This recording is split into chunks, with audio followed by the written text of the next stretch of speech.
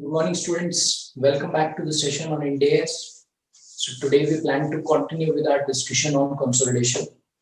In the last session, we discussed about Ind AS 110. That was about consolidation of a subsidiary. All through we have been discussing about consolidation of a subsidiary, which means that the investor has got unilateral control over the investee. But it's not necessary that the consolidation will be done only in case of a subsidiary, as we have discussed earlier. So that means even if the relationship between the investor and the investee is other than that of a holding and subsidiary, consolidation is mandatory.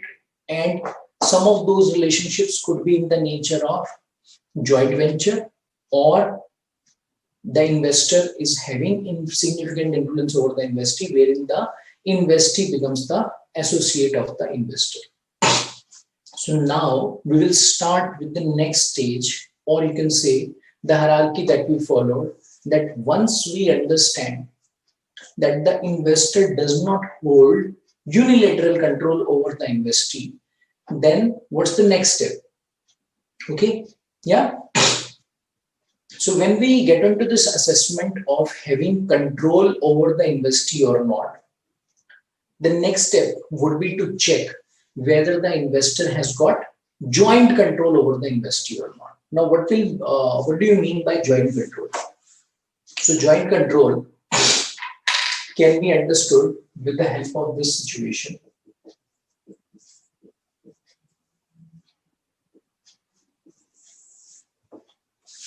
Say one investor has invested, let's suppose, 55% in C. Okay. So now voting rights in proportion of 55% is with whom? A.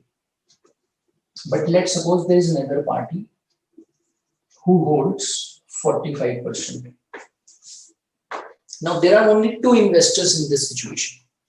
We don't have more than two investors, only two investors are there.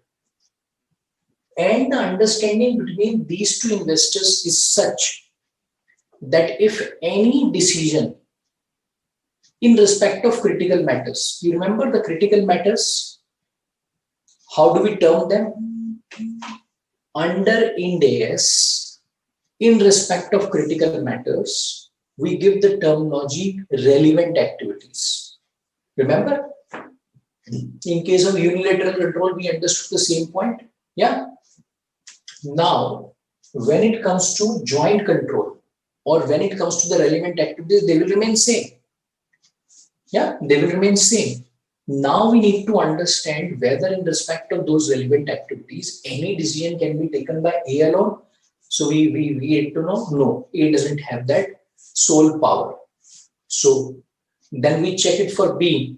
Whether B has got that unilateral control? No. Again, it's not for B on a unilateral basis or standalone basis. So that means if we get into a situation wherein in respect of any relevant activity, power in respect of the decision making lies with both A and B. That means without the consent of both A and B, matter may not move further. So if any decision has to be taken, then both of them should agree. If A decides, no, this matter should not move further, but B wants, then the matter will have to be dropped. Either they will have to agree and then move the matter, otherwise the matter will not move further. That is considered to be a situation of joint control. And this is called as a situation wherein decision is taken on the basis of mutual consent, on a unanimous basis. On a unanimous basis. So if the consent of both the parties are missing, then it's not considered to be a case of joint control. So what do we say? We can say that in case of a joint control,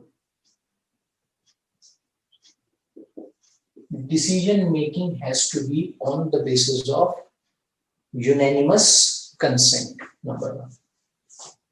Okay, that means unilateral control goes away. And it may involve two or more investors. Yeah. So whenever we have two or more investors and all those investors will have to agree jointly, means all of them will have to agree, only then the matter can move further, only then the matter can move forward. That is considered to be a situation of joint control. And if such situation exists, that is considered to be a case of joint arrangement. Such an arrangement will be called as joint arrangement. You can say it's a type of contract. It's a type of contract, it's a type of agreement, it's a type of understanding, it's a type of arrangement wherein these two things are mandatorily required to be there. Yeah. Now a question may arise that when we say two, it is understood because two parties may agree. What do we mean by more than two? Does it mean it can be 10, it can be 5, it can be 6? Or what's the maximum cap in respect of number of investors? So there's no cap. There's no cap. Let's suppose other than B, there is D. And let's suppose B holds 25% and D holds 20%. Now this can also be a situation of joint arrangement. In case decision making can be done with the consent of all three. And let's suppose A has got, say, instead of 55, let's suppose we make it 25. Okay, yeah. And we bring in another party.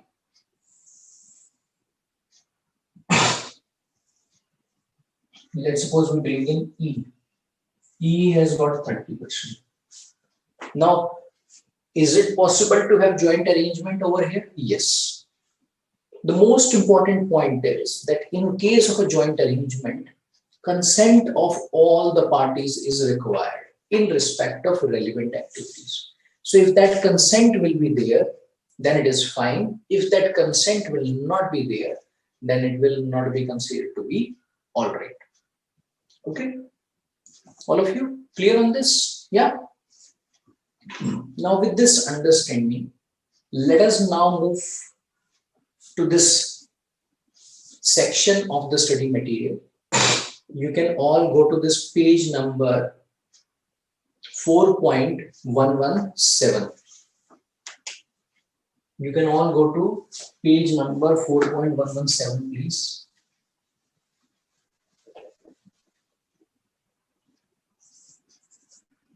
Sorry, 14.117.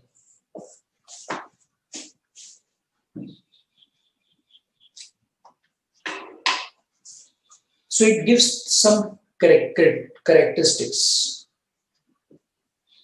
in respect of joint arrangement. What are those? The parties are bound by a contractual agreement, and the contractual arrangement gives two or more parties. Who are the parties? Investors.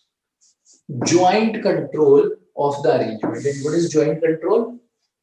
So that the decision making has to be unanimous. Okay. Now comes the aspect related to contractual arrangement. Now, what is this contractual arrangement?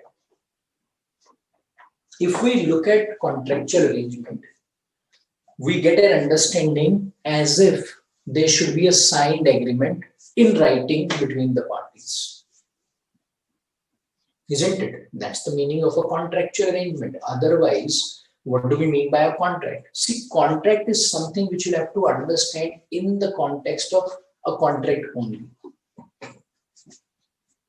Generally, we will see a signed contract in writing only for such type of arrangement to be there. But it's not necessary that the contract has to be in writing always. So that means the other forms of contracts which exist. You understand the meaning of a contract as per the laws? Yeah. So the other forms of contracts which exist as per the law will also be accepted. Okay. They will also be accepted. So there is absolutely no problem in other forms of contracts. You can go to example number 1 now on page number 14.118.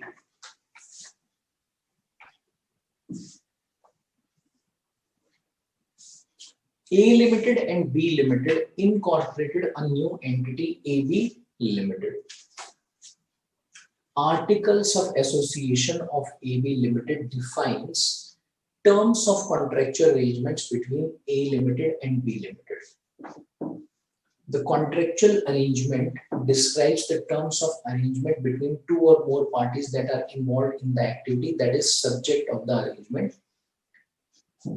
The contractual arrangement generally deals with matters such as purpose, activity, and duration, how the members of the board of directors or equivalent governing body of the joint arrangement are appointed, decision-making process, such as matters requiring decisions from the parties, voting rights of the parties, and the required level of support for those matters, capital or other contribution required of the parties,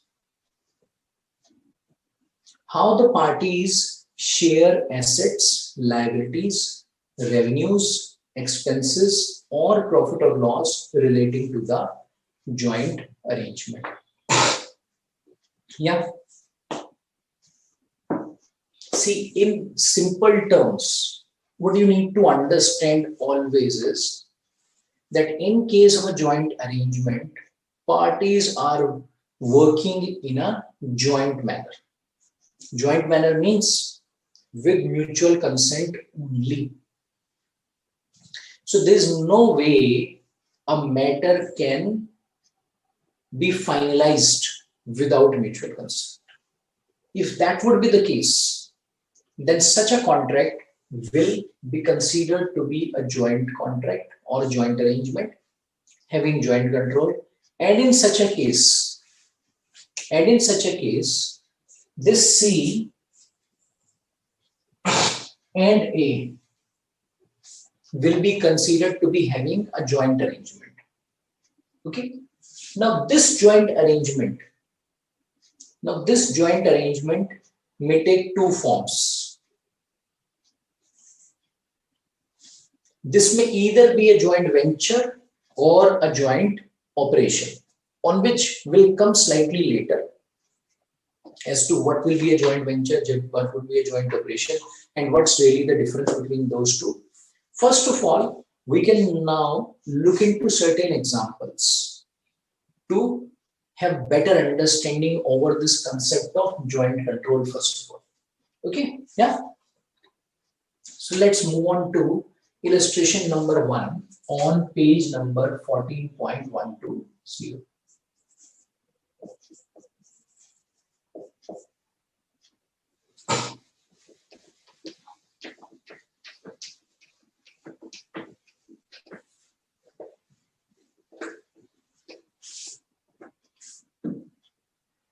ABC and DEF have entered into a contractual arrangement to manufacture a product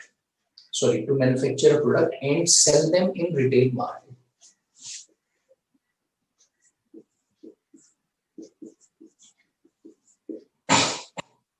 They have entered into a contract. Okay. As per the terms of the arrangement, decisions about relevant activities require consent of both the parties. The parties share the returns of the arrangement equally amongst themselves. Whether such an arrangement can be considered as a joint arrangement? Tell me, all of you, yes or no? whether such an arrangement will be considered to be a joint arrangement or not. Or in simple terms, you can just say whether this will be considered to be a case of joint control or not. Quickly, tell me. All of you.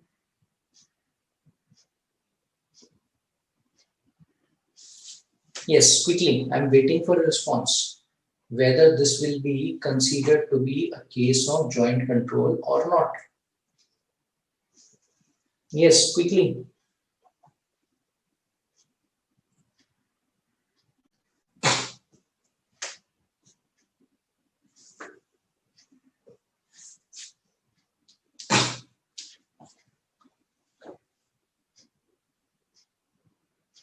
I'm waiting for a response, huh? It's a simple one. Okay, Ambika is saying yes, sir. Of course, it's a case of joint control. Very simple. Yeah. Let's move on to illustration number 2. These are very simple ones. PQR and XYZ established an arrangement. Now we have PQR and XYZ. They established an arrangement in which each holds 50% of the voting rights, and contractual arrangement between them specifies. So let's suppose they have established a company. PQR holds 50%, XYZ also holds 50%. Okay. And the arrangement specifies that at least 51% of the voting rights are required to make decisions about relevant activities. Can we say it's a joint arrangement? Now it's an interesting one. It doesn't require unanimous consent. This matter, this type of arrangement doesn't require unanimous consent. It requires decision making to be done on the basis of majority percentage. That means 51%.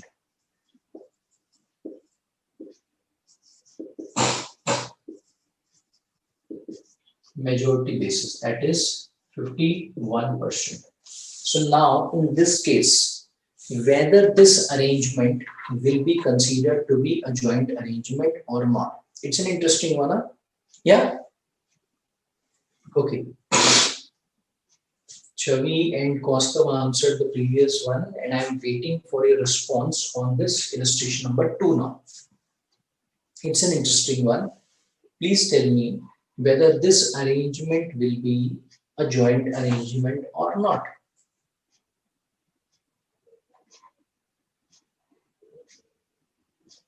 Quickly.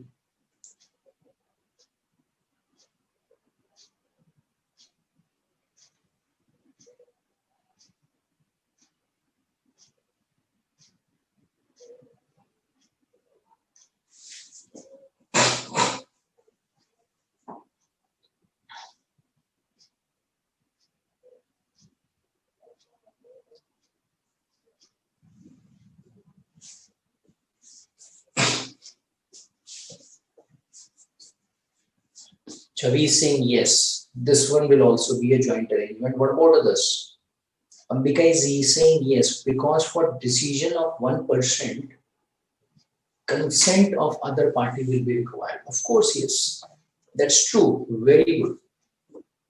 Now, in this case, even though the arrangement is that decision making will be done through majority, but let's understand this practically. Can PQR decide any matter on his own? Never. Why? Because he will require consent of 1 more person. And who holds that 1 more person? XYZ. So that means every time consent of both the parties will be required. So automatically this will fall into the purview of unanimous consent. So even though it is structured like decision will be taken on majority, but still this will be considered to be a case of joint arrangement. Okay, Yeah.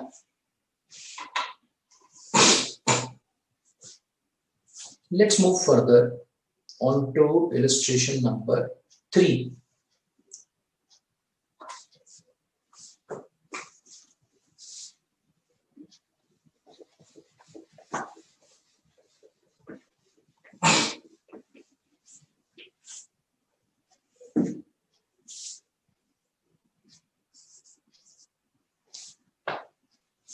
A, B, C establish an arrangement whereby A has 50% voting rights in the arrangement.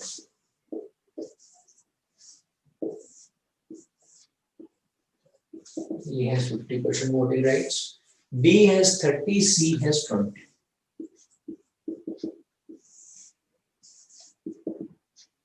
Okay.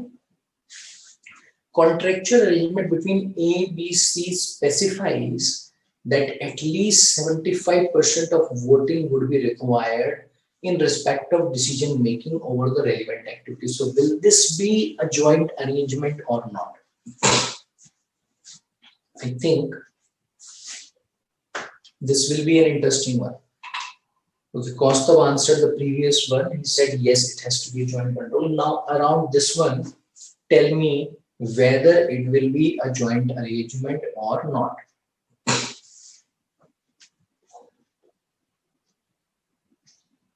Tell me quickly.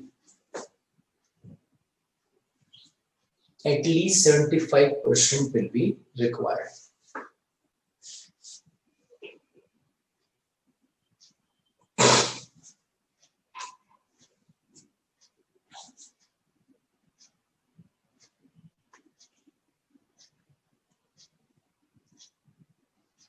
Quickly, whether this will be a joint arrangement or not. Chavi is saying yes sir, it's a joint arrangement, but it's a joint arrangement not between A, B and C. It's a joint arrangement only between A and B. And is that possible? Yes, of course, anything is possible. Now let's try to understand. See, the decision making requires 75% votes. A and C cannot come together and take a decision without the consent of B. Okay. B and C cannot come together and take a decision without the consent of A. But A and B can come together and take the decision without the consent of C. Yeah. So only one situation is possible wherein one of the investors can be excluded, and what is that? A and B coming together. If we look at only A will not be able to take any decision. Why? Because he needs consent of 25% more. In fact, none of the investors can take the decision without the consent of other on a standalone basis. But if A and B come together, they can take the decisions. That's why it should be considered to be a joint arrangement between A and B. Okay. Yeah. Now, moving further, we can have multiple types of situations. Moving further on to illustration number 5.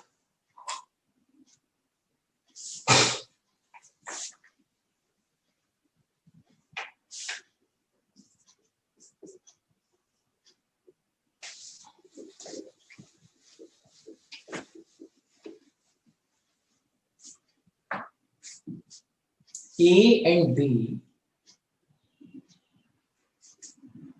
they are having 35% in the arrangement as their voting rights, and others are widely spread. So let's suppose this is D. Okay, they are widely dispersed. Decisions about relevant activities require approval by majority of voting rights.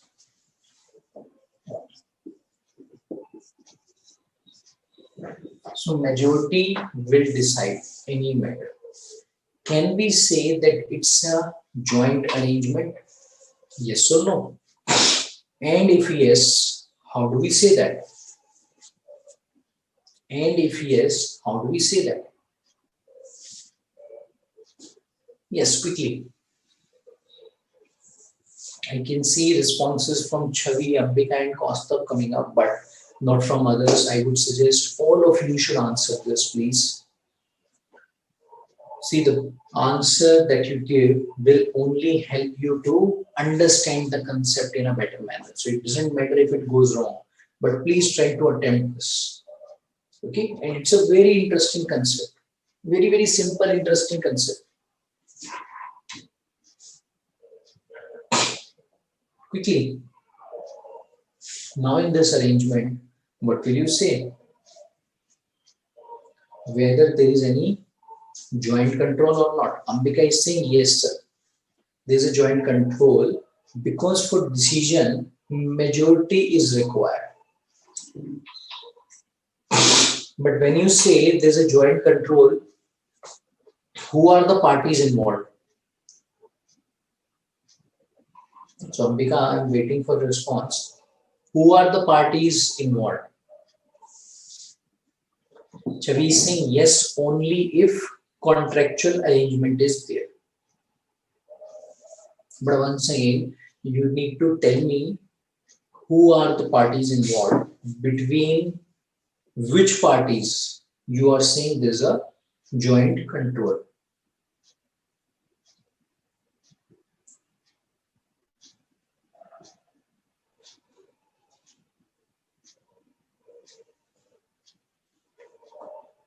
Do we go to the solution?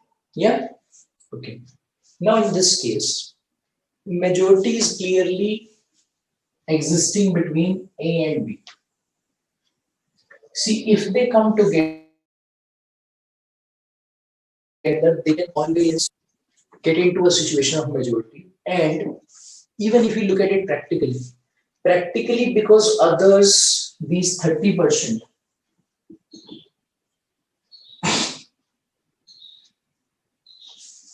because they are widely dispersed, so it's rare that they will come up together.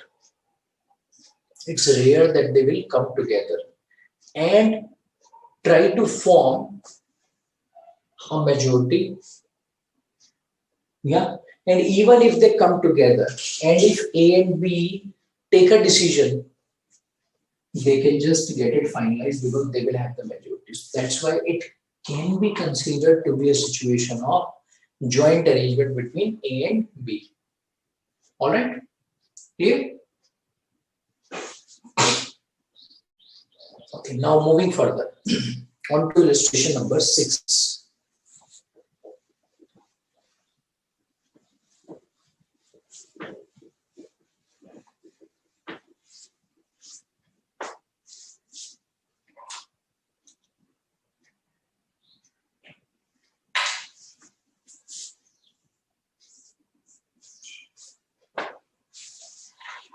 E Limited, Electronics Limited, is established by two investors, R and S.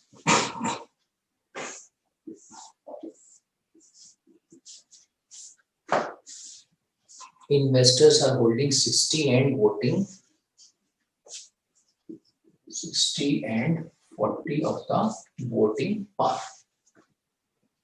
As per the Articles of Association of E, both the investors have the right to appoint 2 directors each on the board of directors of E Limited. So R can appoint 2 directors, S can appoint 2 directors. So both of them can appoint 2 directors. Directors appointed by each investor will act in accordance with the directions of the investor who has appointed such director. Further, Articles of Association provides that decision about relevant activities of the entity will be taken by Board of Directors through simple majority. Determine whether E is controlled by a single investor or is jointly controlled by both the investors. I think this is again a very simple situation for you to answer. Tell me, in this situation, we can say there is a joint control, or we can say R and S, means either of them have unilateral control, or it's none of them. Quickly, what do you say? And once again, I could see responses from Ambika, Kostav and Cherry only. Other students are not responding. All of you, please respond. Please answer.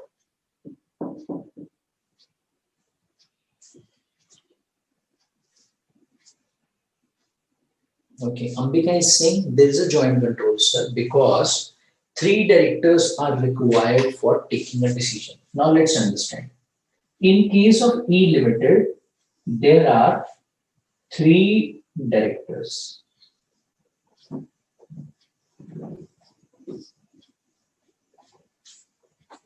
Yeah, who can take a decision. Why? Because it has to be taken through majority. Let's suppose 4th director doesn't agree on any matter. Will his consent be required? Not at all. If these 3 agree, then the decision can be taken, because that is what majority will be doing. Now in this case, how can these 3 come together? 2 of R, 1 of S, or 2 of S and 1 of R. So that means consent of both the parties once again is required. So that's why this will once again be a case of unanimous consent and therefore joint control. Okay. Yeah.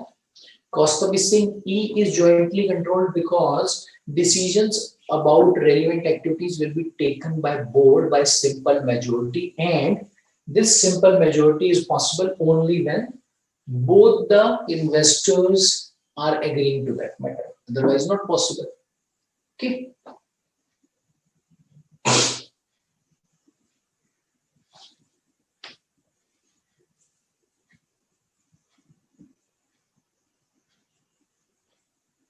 Yes, now we can move on to illustration number 10.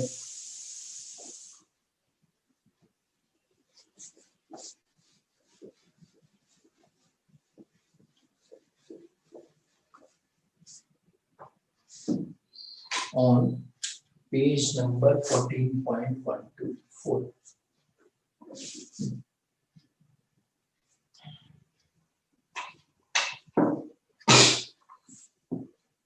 Entity R and entity S established a new entity RS.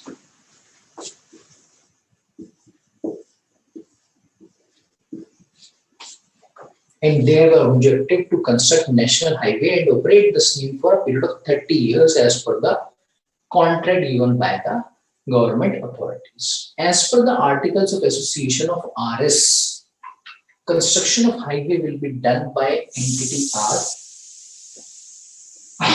So entity R will do the construction, and all the decisions related to construction will be taken by R independently. After the construction is over, S will operate the highway, and all the decisions related to operations of highway will be taken by S independently.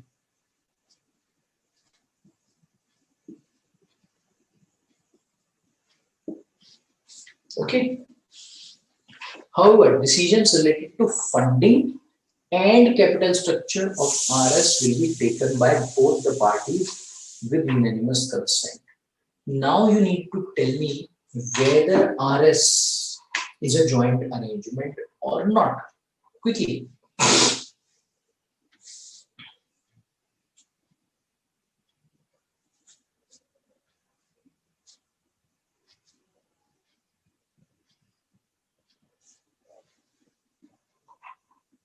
Quickly.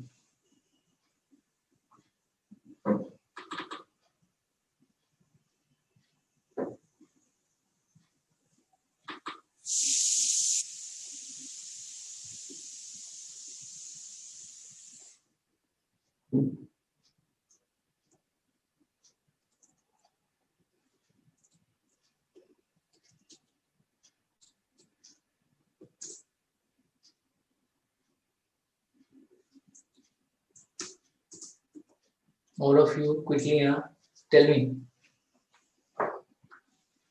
What should be the answer in this case? Will this be a joint arrangement or not?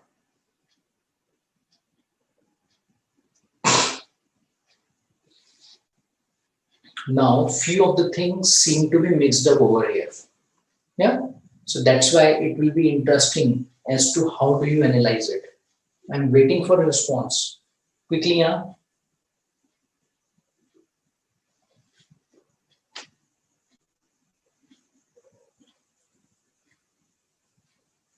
All of you, please answer this quickly.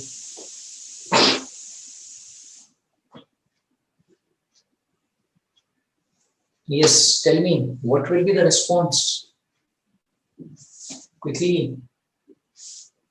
Will this be a joint arrangement or not? How do you analyze this? Cost of this thing, sir, it will have to be ascertained that which activity is relevant activity, and on that basis joint control will be determined. That's good. See, I would suggest you to just refer to your notes related to unilateral control once, wherein we discussed about assessment of control. Okay, you can take a minute or two and just go back to your notes. Therein you will find a point about unilateral control. We discussed that there can be a situation wherein one party may have control in respect of certain relevant activities, and after a point of time, other party may get unilateral control over the relevant activities. Yes or no? Now in this situation, we have 4 activities in totality: funding, construction, operation, and the 4th activity is capital structure.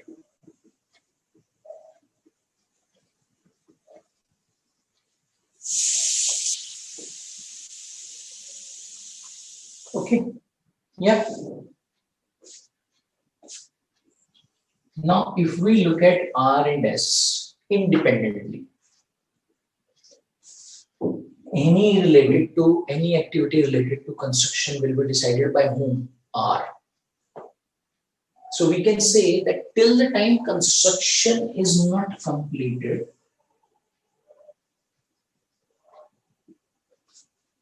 who will have the power over RS? It's R, because no other activity exists in the company other than construction. And once the construction is completed and operation starts, when the operations start, who will have control over RS? Only S, because construction is over and it's only about operating the highway. Yeah, it's all about operating the highway. But somehow 2 more activities are also required to be analyzed all through. And what are those activities? Funding and capital structure, and which may be a continuous process. Capital structure is something which may go on for a long period of time. Funding is again something which may go on for a long period of time. Yeah. Now, in respect of these 2 activities, the arrangement says that the mutual consent is required. Okay. Now, there are 2 ways we can look at this type of arrangement.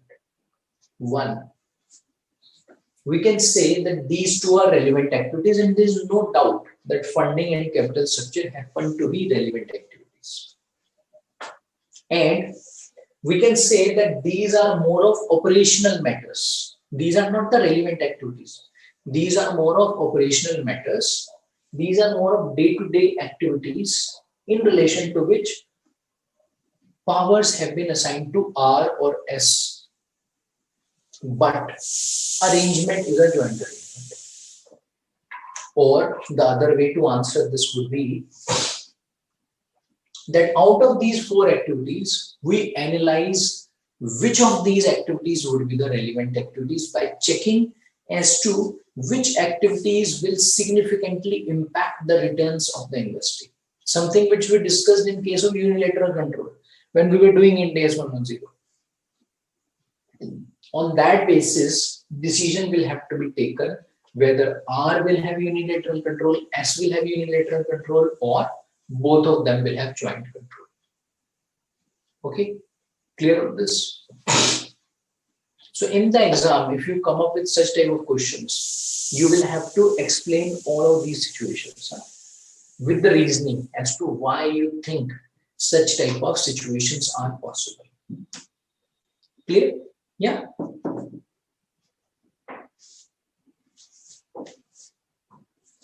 Okay, around this, Chavi mentioned, if decisions regarding funding and capital structure can affect returns significantly, then it's a joint arrangement, which is no doubt true.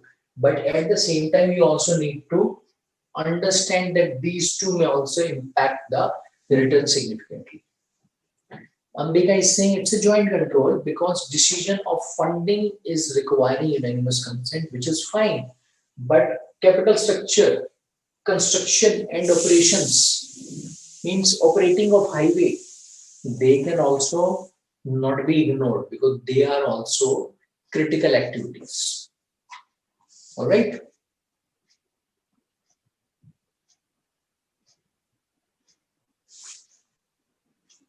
So now we can move further.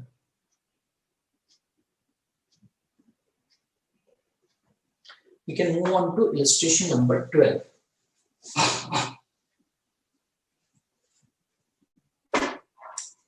Illustration 12, page number 14.125. DEF have established a new entity, DEF.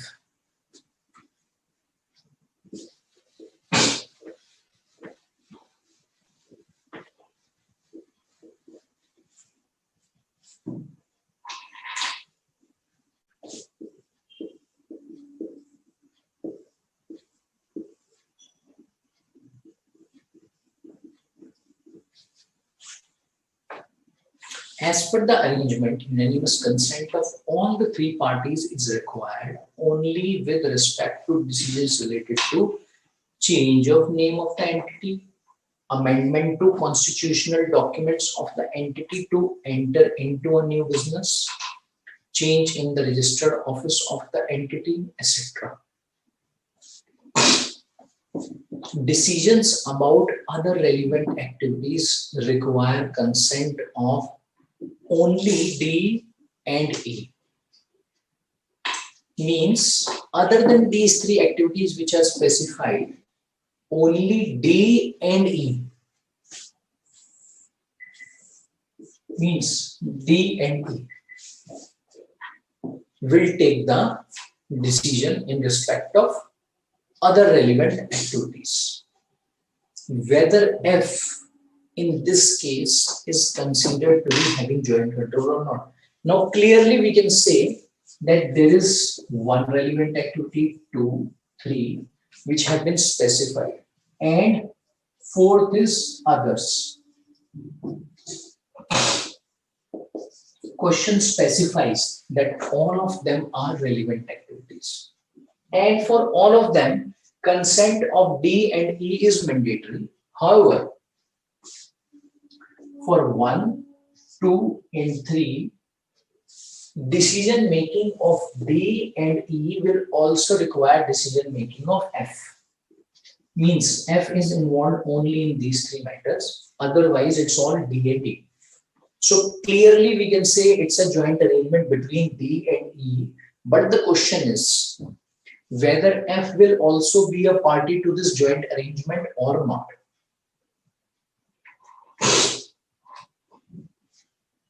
Yes, quickly. Whether F will be a party to this joint arrangement or not. Ambika is saying no, sir. F is not a party to this joint arrangement. Why? Can you tell me? Chavi is saying, sir, it's a joint control between D, E, F. D, E, F has got only protective rights. So can you tell me what are protective rights and what do you mean? Can you please elaborate on this point? All of you, quickly.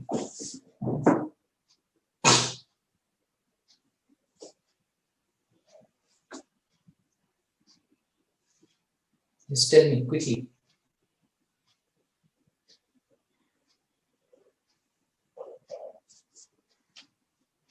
I'm waiting for a response. Quickly, yeah.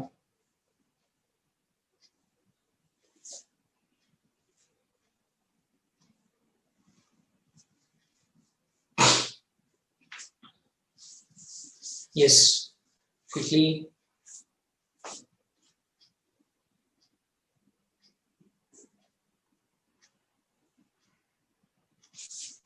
Should we go to the solution then? Yeah. Now, if you look at activity number 1, 2, or 3, it is all about constitutional documents of the entity. Or you can say change in the name of the company, change in the registered office of the company, which will not affect the returns of the company. Or we cannot say that these type of changes, if at all done, will significantly impact the returns of the company. So can these really be considered to be the relevant activities which are more significant than these others? No. In fact, these are more of fundamental activities, or you can say some of the activities which require consent in respect of fundamental changes. You know, the base which is established, that this should be the name of the company, therein the office of the company should be established, or any constitutional documents. By doing this, what has been done? By doing this, F is only protecting his right in respect of fundamental changes only, and that too only in respect of fundamental changes. That's why it cannot be really considered to be having a control, or you can say a joint control in respect of the relevant activities. Because what are the relevant activities? Those activities which significantly impact the returns of the entity. Okay, so therefore in this case F will not be considered to be having joint control. Okay, yeah.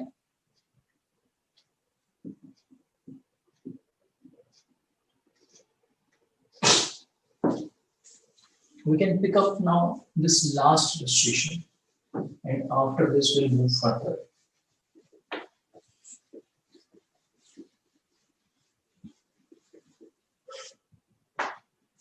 Illustration number 13, and it's the same page.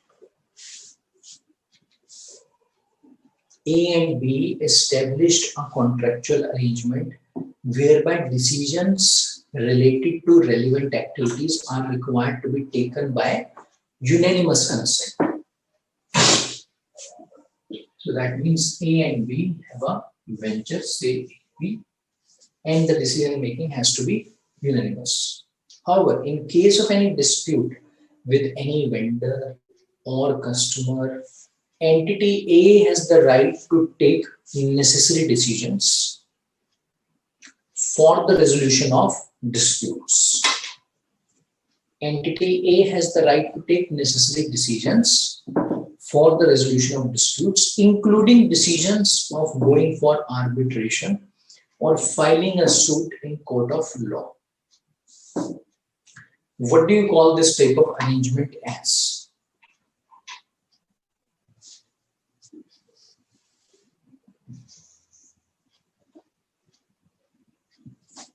What do you call this type of arrangement as?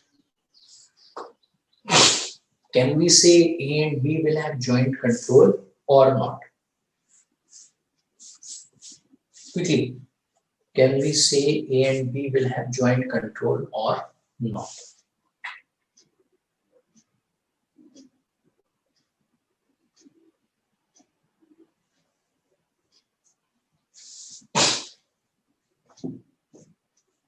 All of you, quickly here. In this situation, will you call this to be a joint control or not?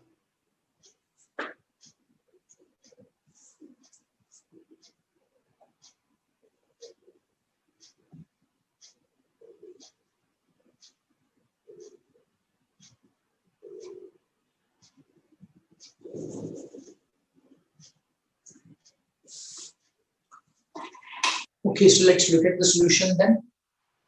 If you look at all the relevant activities, decision making in respect of them is on unanimous basis. But once again, we see certain activities like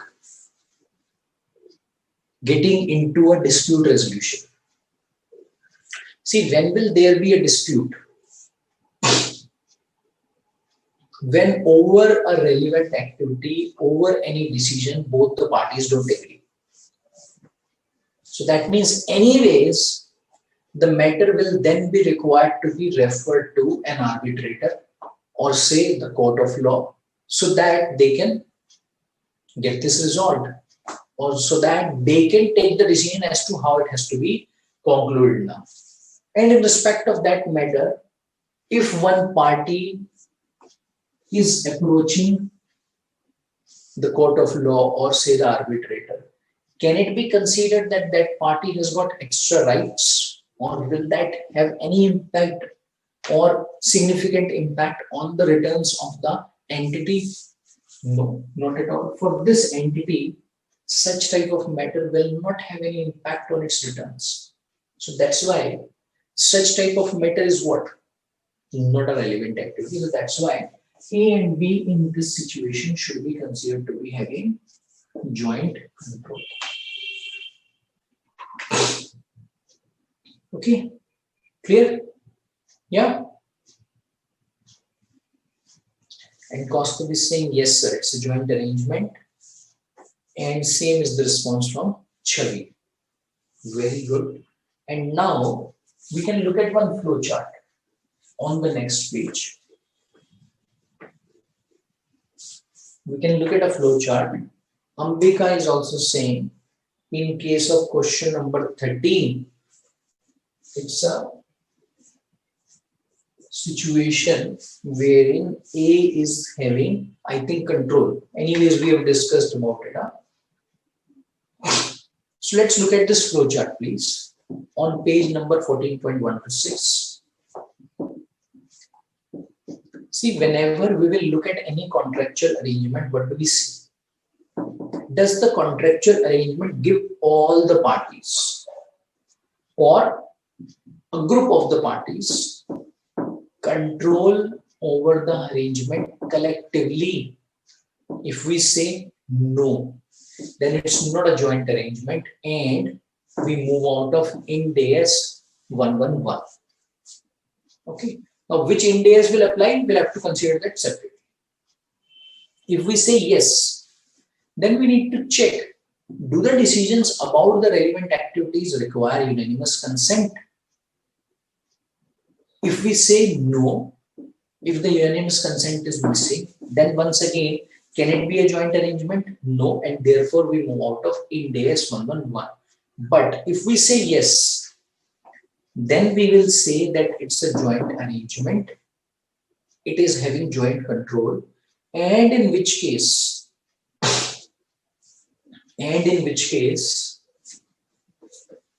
two types of arrangements are possible.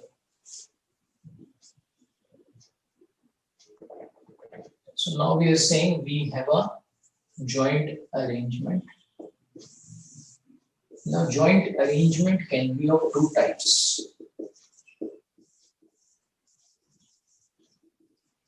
Joint operation and joint venture.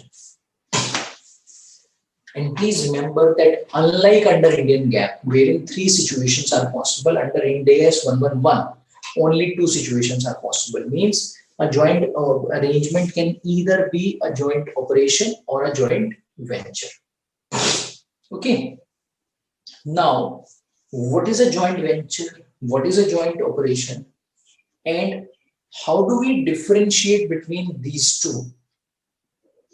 Can be better understood with the help of a flowchart on page number 14.127.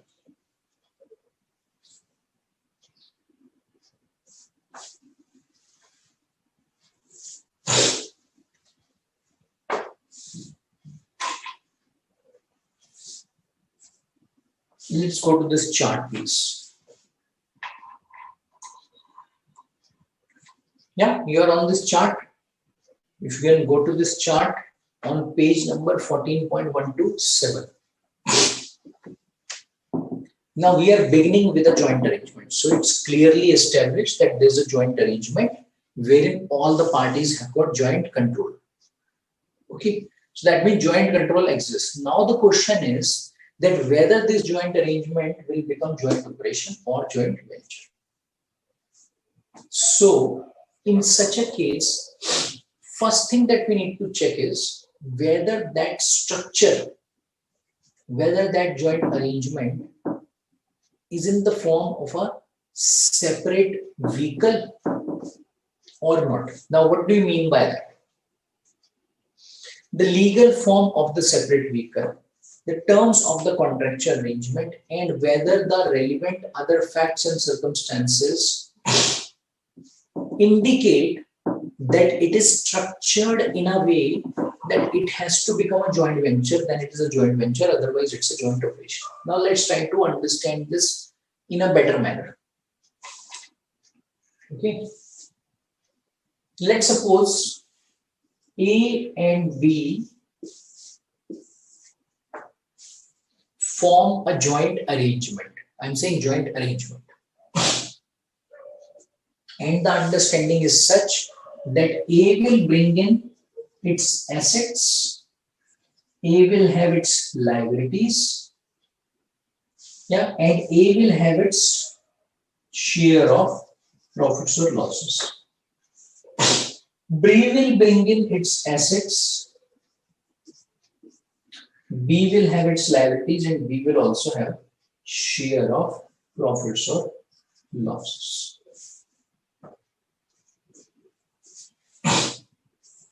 They have formed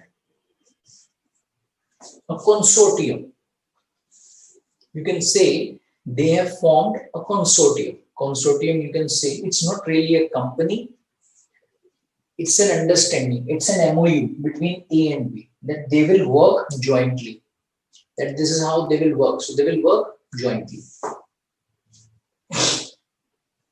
In this consortium, assets of A and B will be identified clearly. Means which assets are those which belong to A, which assets are those which belong to B. There will be a clear identification.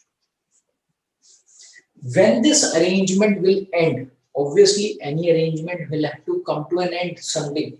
So when this arrangement will come to an end, B will have the right towards its own assets. B will have the obligation towards its liabilities. But A will have the right towards its assets. A will have the obligation towards its liabilities, but A will not have the right or any right over the assets of B. A will not have any obligation in respect of liabilities of B. That means B will have the exclusive right over its assets and obligations over its liabilities. Sort of these are, you can say these are sort of identified. And any profit share will also be distributed in their profit sharing basis. If that is the arrangement, it is considered to be a case of joint operation. Okay. Now let's try to understand about a joint venture, and then we'll see the difference between these two. Let's suppose C and D, they also form a consortium. Yeah. And more of it's in the nature of a company, or you can say a legal structure is established. C has brought in its assets. D has brought in its assets. C has got some liabilities. D has got some liabilities. Both of them have their shares of profits and losses. Okay. And all of this is pulled together. So this was also pulled together. This was also pooled. So it's not that these have been kept separately. No, everything is mixed up, all pooled. Herein also, all the assets, liabilities, everything is pooled. But the arrangement between C and D is different from A and B with with only one aspect. That later on, when CD will get dissolved, then this arrangement will come to an end. Then C will not get its assets. D will not get its assets. No. Everything which is pooled together will be distributed between C and D on the basis of their proportions. Means C and D will get the net residual interest of CD. This is what they will get. They will get the net residual interest only. They will not get anything other than net residual interest. Okay. So if that is the arrangement wherein CD will get the net residual interest, such type of arrangement is considered to be a case of joint venture. Means C and D don't have rights towards their own assets, don't have obligations toward their own liabilities. It's towards the net residual interest, or you can say it's towards the residual interest that they have rights or obligations. Unlike what we see in case of AB. Okay, clear on this? Yeah. So if this will be the arrangement, if such will be the arrangement, that will be considered to be a case of joint operation or joint venture. Okay. Now what we can do is we can look at some examples to understand this in a better manner. So we can move on to illustration number 14 now,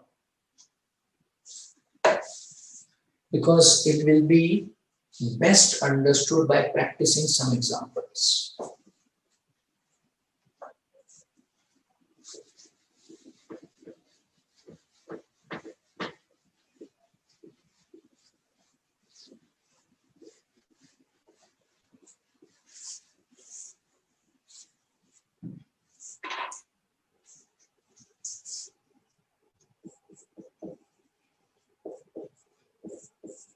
Illustration 40. P and Q are two construction entities. Yeah. And they have entered into a contractual arrangement to jointly construct the metro rail project.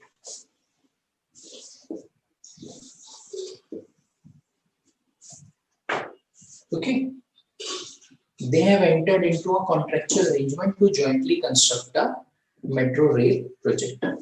Construction of metro rail project involves various activities such as construction of infrastructure like metro station, control room, pillars at the center of the road for the metro, laying of the tracks, acquiring of the coaches of the metro, etc. Total length of the metro line to be constructed is 50 kilometers. As per the arrangement, both the parties are responsible to construct 25 kilometers each. Each party is required to incur its own cost, use its own assets, incur its liabilities, and has the right to revenue from their own part of the work. From their own part of the work. Means 50 kilometer road will be constructed, so 25 will be constructed by P and 25 will be constructed by Q. Okay, and when they will get the right to revenue, so P will get the right to revenue from this one only, Q will get the right to revenue from this one only. Yeah. Determine whether this arrangement is joint operation or not. Now, this arrangement is a joint operation since this arrangement is not structured through a separate vehicle and each party has the right towards its assets, liabilities, and obligation towards the liabilities. Now, if you look at this type of arrangement, what seems to have happened? Maybe when this contract was awarded, it was required that the contract will be awarded for complete 50 kilometers. Means it cannot be awarded for 25 kilometers. So that's why what would have happened? P and Q must have come together and agreed that they will pick up this contract, wherein P will bring in its assets, P will have its liabilities towards this first part of the work, or you can say towards 50% of the work. Any profits or losses towards this will go to P. Its assets will remain with P. Yeah, and Q will work on this part. So it's not necessary that once this 25 kilometer will be completed, then this will start. Maybe this can be started simultaneously. Yes or no? Yeah. Now, in this case, the arrangement does not require that P and Q will get share of this consortium in terms of the residual interest. No. Their assets, liabilities, revenues, profits, losses, everything is all separate. So that's why it's not considered to be a case of joint venture, and that's why it will be considered to be a case of joint operation only. Okay, yeah. Let's move on to another illustration to understand this difference more clearly. So we can move on to illustration number 16 now.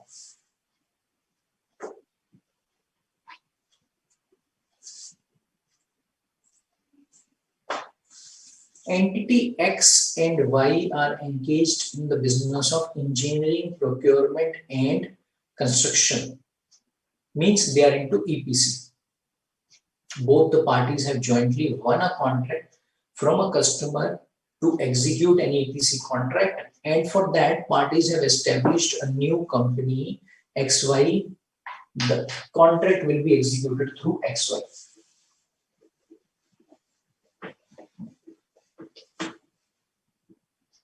So X and Y have got the contract and they have formed XY Limited.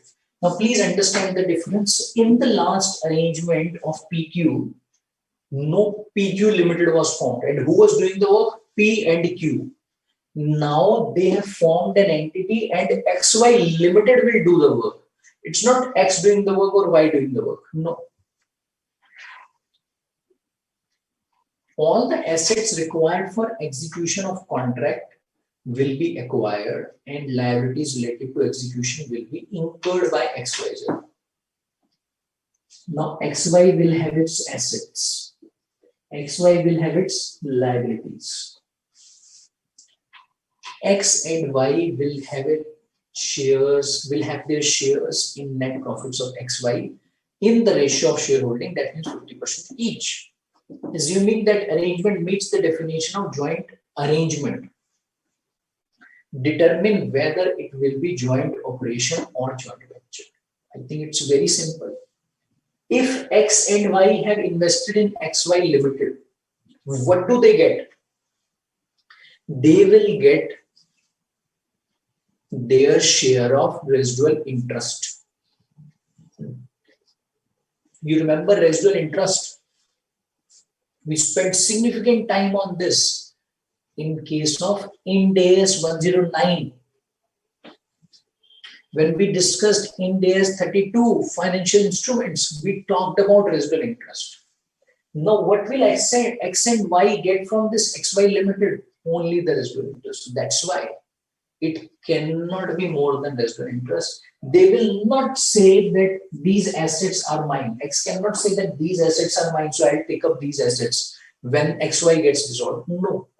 It's only the residual interest to which both of them become entitled. And that's why this will be considered to be a case of joint venture and not a joint operation. Okay.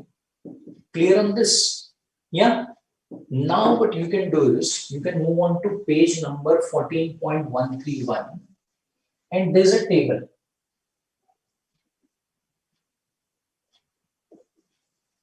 There's a table. Mark it as very important. There's a table which is given on this page. Mark it as very important. And please add this table to your notes. Now, one thing you'll have to remember, as I keep telling you, that for the purposes of your exam, you will need summaries, you will need notes through which you can revise the concept very quickly. In case of this particular topic, or you can say Ind AS 111, the most important aspect, I would say, which is difficult to understand, is the difference between joint operation and joint venture. See, to understand whether it's a joint control or not is very easy. And this was clearly visible, and you were able to answer the questions so fast, and all your answers were correct, isn't it? But one point over which you still may be having confusion could be in respect of, sir, what do you mean by this separate vehicle? So what if the separate vehicle is missing? Or how do we still check? We are not very sure about it. Yeah, that means the difference between joint venture and joint operation. For this, you should make sure that you read all of these points. All the points that we have discussed are there in this table. Okay, so this table beautifully explains the differences between these two type of arrangements. So that's why you should mark it as your notes and you should make sure that you read this for the purposes of your revision. And along with this, yeah, so this should be first. Second, there's a flow chart.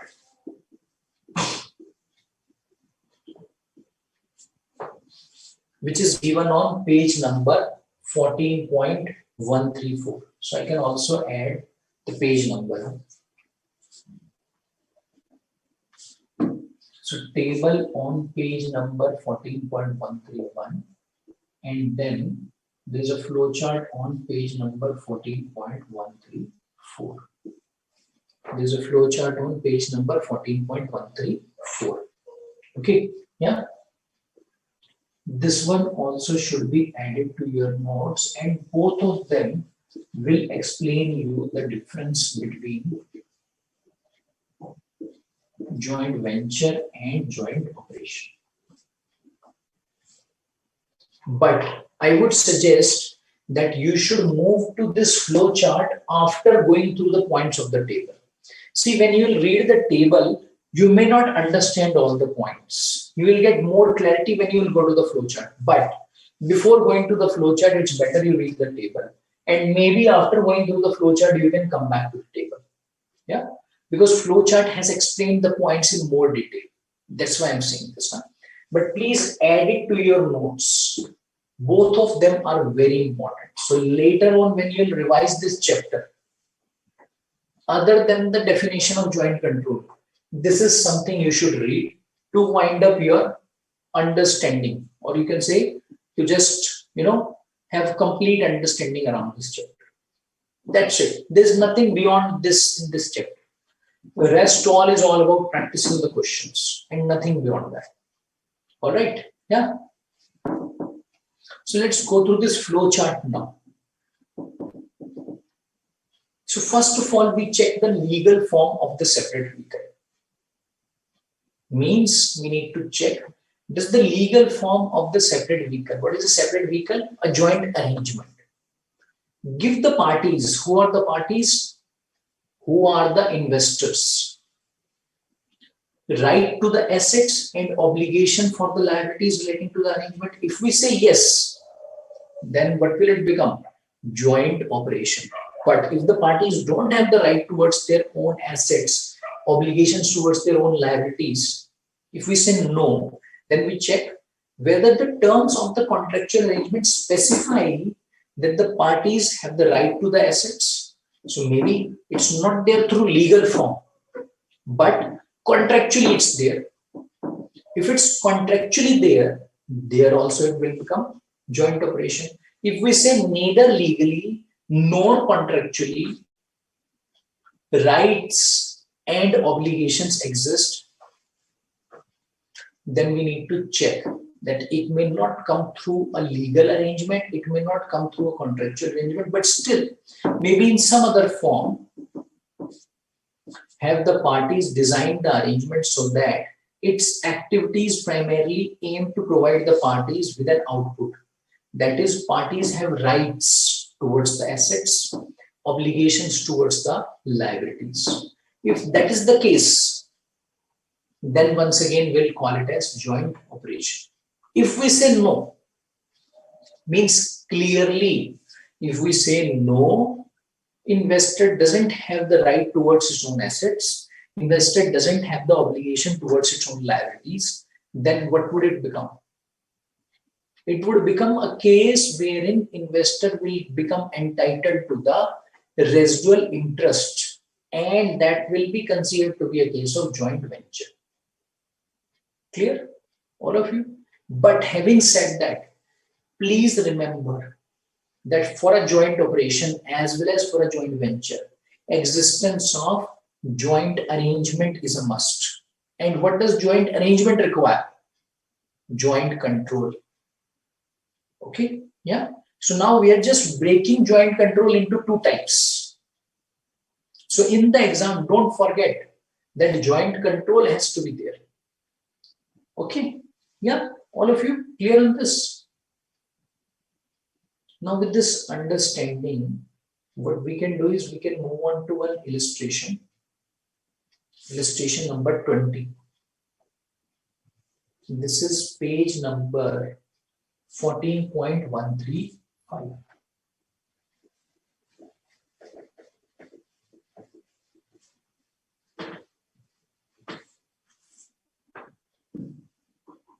Illustration number 20, page number 14.135. Multiple joint arrangements under single framework agreement.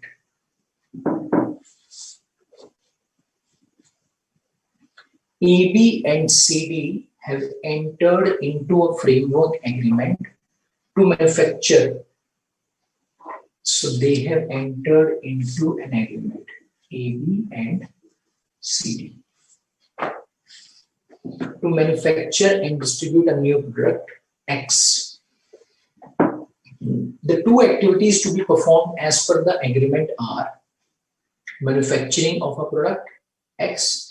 Distribution of this product. Manufacturing of the product will not be done through a separate vehicle. The parties will purchase the necessary machinery in their joint name. Okay. For the distribution of the product, the parties have established a new entity, ABCD Limited. So ABCD Limited will be responsible for distribution only. Manufacturing will be done by A, B, and CD on their own, in their own names, by collecting the material in their own names. Okay. They will have their own machineries for this. All the goods manufactured will be sold to ABCD Limited. So AB will manufacture, sell to ABCD, CD will manufacture, sell to ABCD. ABCD will do the marketing and distribution of the product. And when the goods are sold by AB or CD to ABCD, it will be as per the price mutually agreed between the parties. Both the parties will have joint control over ABCD. Okay. Legal form of ABCD causes it to be considered in its own right. That is, the assets and liabilities held in ACD Limited are the assets and liabilities of ABC Limited and not the assets and liabilities of the parties. This ACD and ABC seems to be a typing mistake. It's all ABCD Limited in all the cases. Yeah. Further, the contractual arrangement and other relevant facts and circumstances also do not indicate otherwise. Determine whether arrangements under the framework agreement are joint operation or joint venture. So over to you.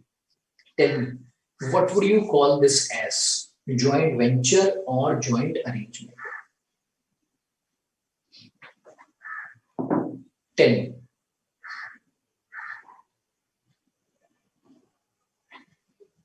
Tell me quickly, what would you call this type of arrangement as? Joint venture or a joint operation?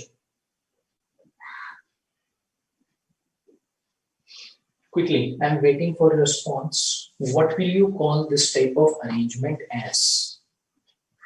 Joint venture or a joint operation?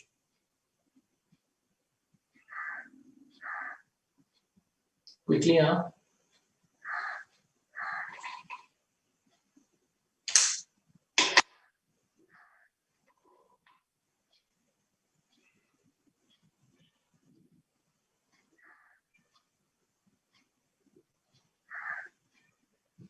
Quickly, I'm waiting for a response. Simple one. Okay, Chavi has answered this. Chavi, since the manufacturing activity is a joint operation, but if you look at ABCD Limited, it's a JV. Very good. And it's a very simple and the correct answer. If you look at ABCD, whether it is doing distribution or anything, see the way it's structured, it's a company.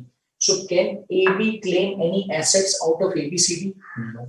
Can CD claim any assets or liabilities out of ABCD? No. So clearly, if we say ABCD Limited is a joint venture, there is absolutely no doubt about it. Or in other words, we can say that in relation to the framework agreement which requires distribution and marketing, the arrangement is in the nature of joint venture. But if we look at the arrangement which is in the nature which requires manufacturing, then who is doing the manufacturing? AB is doing its own manufacturing, CD is doing its own manufacturing. They have their own separate assets, they have their own separate liabilities. So they may be earning jointly because of this by selling to ABCD, but still, can that be considered to be a joint venture? Not at all. That therefore will be considered to be a case of joint operation. Yeah? Yes or no? Clear? Any questions, any doubts in case you have on this, please let me know. All of you, any doubts, any questions? Because with this, we are done in respect of our understanding of joint control, joint arrangement, and joint venture and joint operation. Now, if you are clear on this, as a next step, we should move on to the accounting requirements. Because so far, whatever we have been discussing is all about understanding whether an arrangement will become joint venture or not, or joint operation or not. Now, once we have established that an arrangement will be joint venture or an arrangement will be joint operation, now the question arises how the accounting should be done. Okay, yeah. So if you are clear on this, then we can move on to that accounting requirement. Quickly, we can move on to that accounting requirement.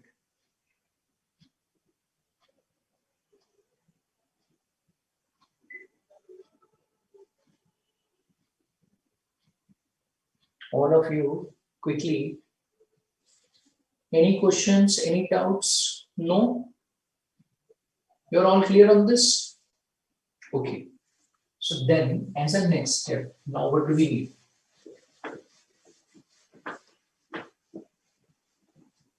Now their accounting is also very simply aligned with the way arrangement is structured.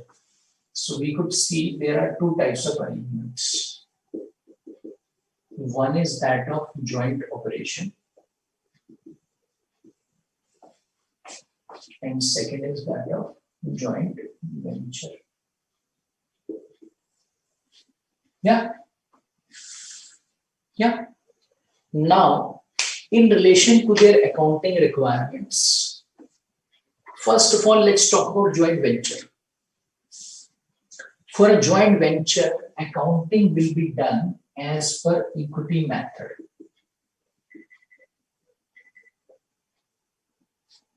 Okay, and this is Ind AS 111, as we all know. Equity method of accounting, I'm sure you would be knowing. Under Indian GAAP, for associates, equity method of accounting is, remember, it's the same equity method of accounting. But under Ind AS, equity method of accounting is required to be followed not only for associates, also for joint ventures. And you may be thinking, but sir, under Indian GAAP, it doesn't happen like this. Yeah, that's true. And that's the gap difference. Under Ind AS, even for joint ventures, equity method of accounting will be required to be applied, same as the case of associates. So that means if an investee will be a joint venture or an associate, its method of accounting will remain same. The only thing that will change will be its classification, will be its presentation, will be the disclosures around it. And for the equity method of accounting, Ind AS 111 doesn't give any guidance. It says it should be done as per the equity method of accounting, which is prescribed for associates, for which relevant standard is Ind AS 28.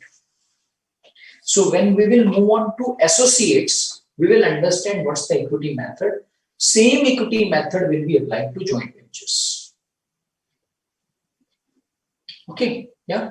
So in a way, what I am doing is I am parking this discussion of equity method of accounting to the time when we start discussing equity method under Ind AS 28, which is the one for associates.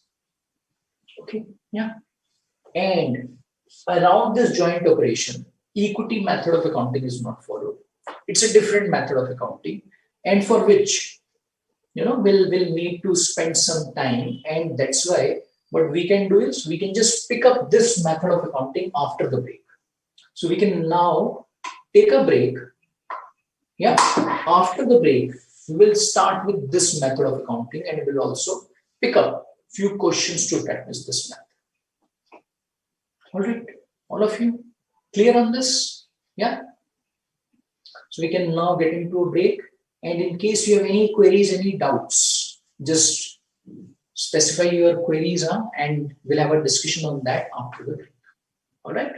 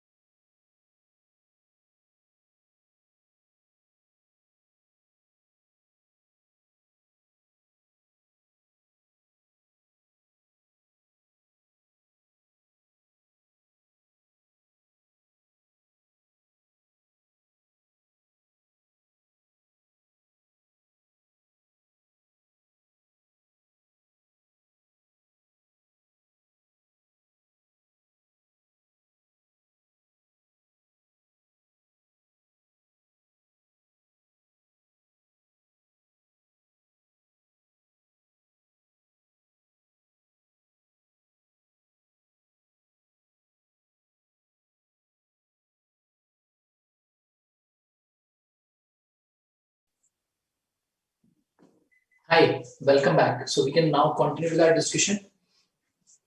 So we're talking about accounting of joint operators. And this is something different from what is required to be done in case of joint ventures.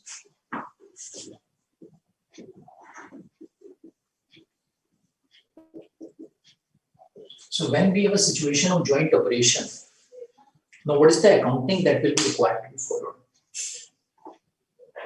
It very simply follows from the structure of the joint operation, which requires that rights and assets in respect of assets and liabilities towards that joint arrangement belong to the particular investor, which means that the investor will record its proportion of assets and liabilities instead of following equity method, or the investor will record those assets or liabilities in its books of accounts over which it has got rights and obligations. For example, let's suppose within a common pool,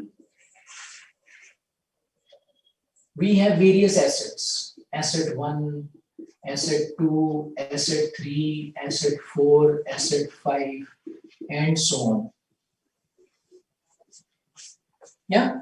And within that pool, we have various liabilities, liability 1, liability 2, liability 3, liability 4, and so on.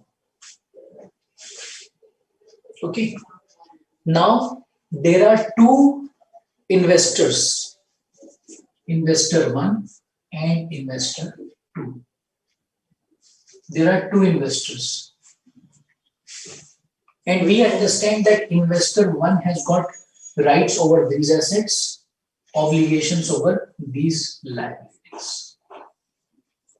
Therefore, this investor will record these assets and liabilities in its books. These assets and liabilities will be recorded by this investor. Okay. Or in simple terms, we can say kind of proportionate consolidation will be followed by these investors. I'm not saying it's the proportionate consolidation method which used to exist or which we used to apply under Indian GAAP for joint ventures. No. Because it's not exactly the proportionate share. So let's suppose investor IV has got 60% and I2 has got 50%. It doesn't mean that they will share in this proportion each and every asset or liability. No. They will share those assets, those liabilities over which they have got their rights and over which they have their obligations. Clear? Yeah, so that's why I'm saying it's a kind of proportionate consolidation which is required to be followed. And let's move on to illustration number 21 now. So we can go to page number 14.136, illustration number 21. Yeah, now we will practically solve this and try to understand what do we mean by this consolidation method. P and Q form a joint operation using a separate vehicle.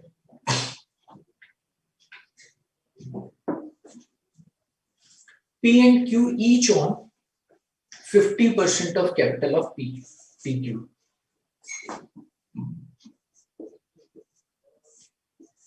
Over PQ, it has got 50%, it has also got 50%. Both have got 50%. However, the contractual terms of the joint arrangement states that P has the rights to all of the machinery. P has the rights to all of the machinery of PQ and obligation to pay bank loan in PQ. P and Q have rights to all other assets in PQ and obligations for all other liabilities in PQ in proportion to their shareholding.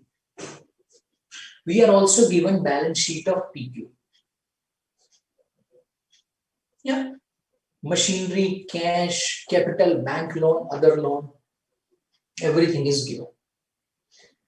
Now we are required to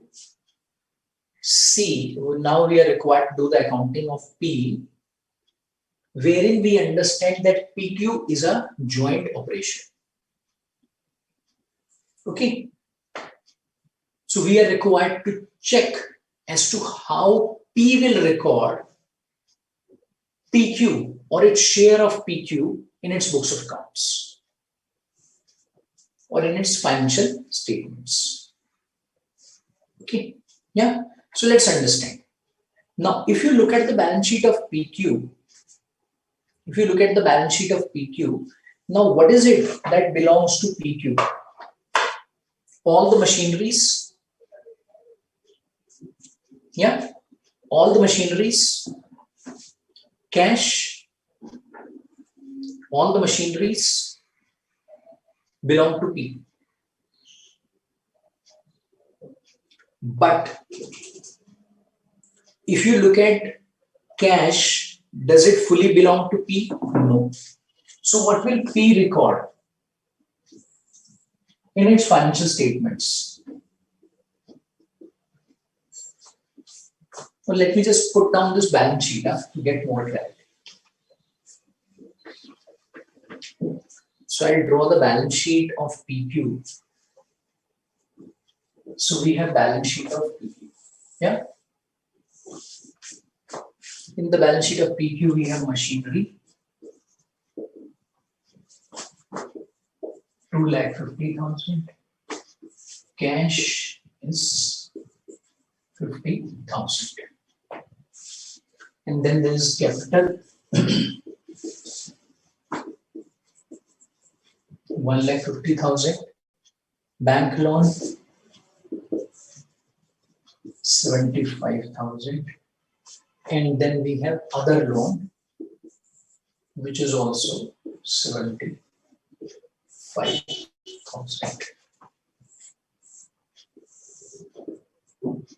So this is 3 lakh and this is also 3 lakh. Okay. Now we are required to check as to what will be picked up by P. In case we were doing proportionate consolidation method, then ideally what should P do? P should pick up 50% of this, 50% of this, 50% of this, and 50% of this. But is it this way? No. Is it really required to be done this way? No. Just a second.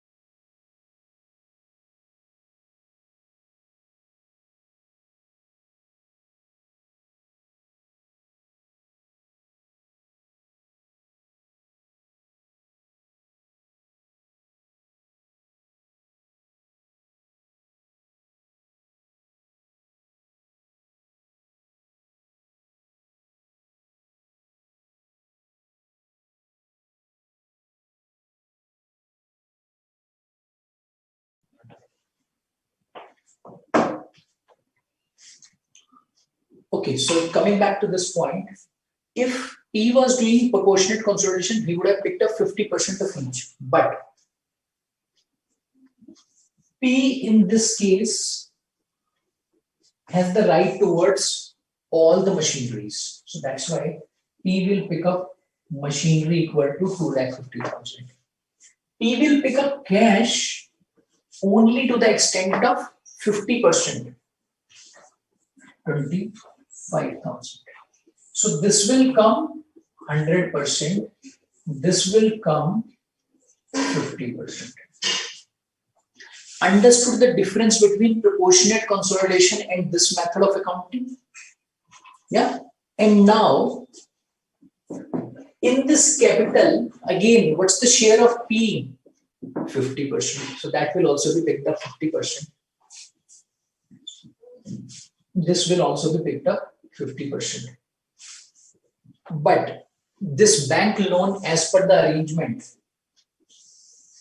belongs to P 100%.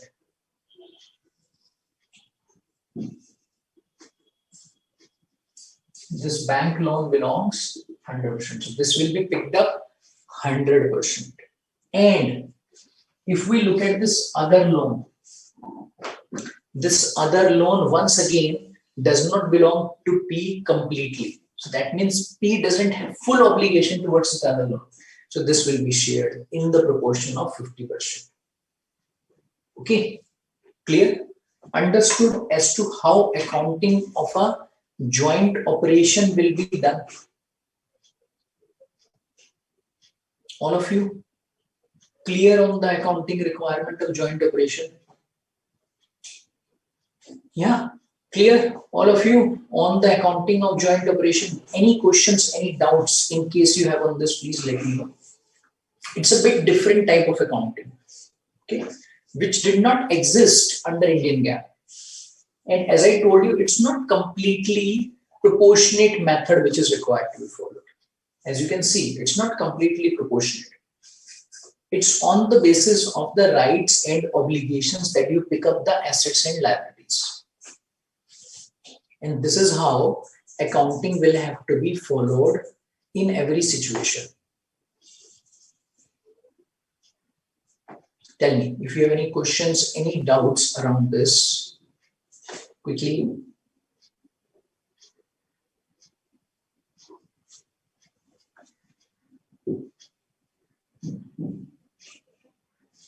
Tell me any questions, any doubts? No? Okay, perfect. So then we can move further. And I'm also doing one thing. I'm just giving you one simple sort of illustration for your homework. So this is page number 14.137.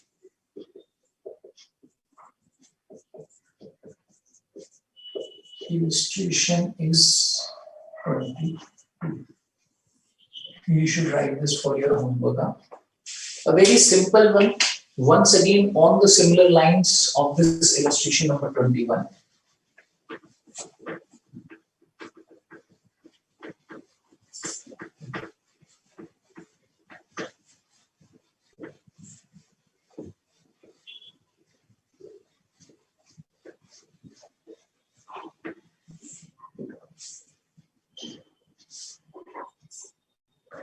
Okay, yeah. Now moving further on to illustration number 23. So let's move on to this one now.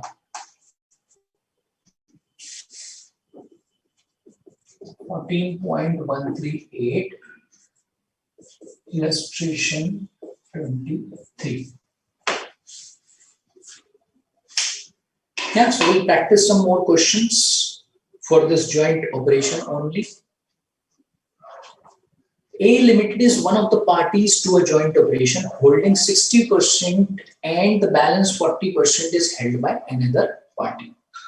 A Limited has contributed an asset held by it to this joint operation for the activities to be conducted in the joint operation. The carrying value of the asset sold was rupees 100 and the asset was actually sold for rupees 80. That is at a loss of rupees 20. Okay. How should A Limited account for the sale of the asset to the joint operation in its books? Okay. Yeah. So let's understand. A Limited should record the loss on the transaction. Clearly there is a loss.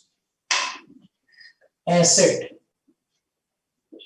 having a book value of 100 sold for 80. So clearly there is a loss. Yes, clearly there is a loss of rupees 20. What is the loss? Rupees 20 on this transaction. A Limited should record this loss to the extent of other parties' interest in the joint operation. Let's see how. A Limited should record loss to the extent of rupees 8. So what's the interest of A?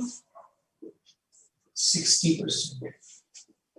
And let's suppose other party is B. Who is B? Other party. What's the share of other party? 40%. Share of other party is what? 40%. Now in this case, the share of other party, which is 40%, that will also pick up certain amount of the loss. Yeah. So the total loss on the transaction is 20.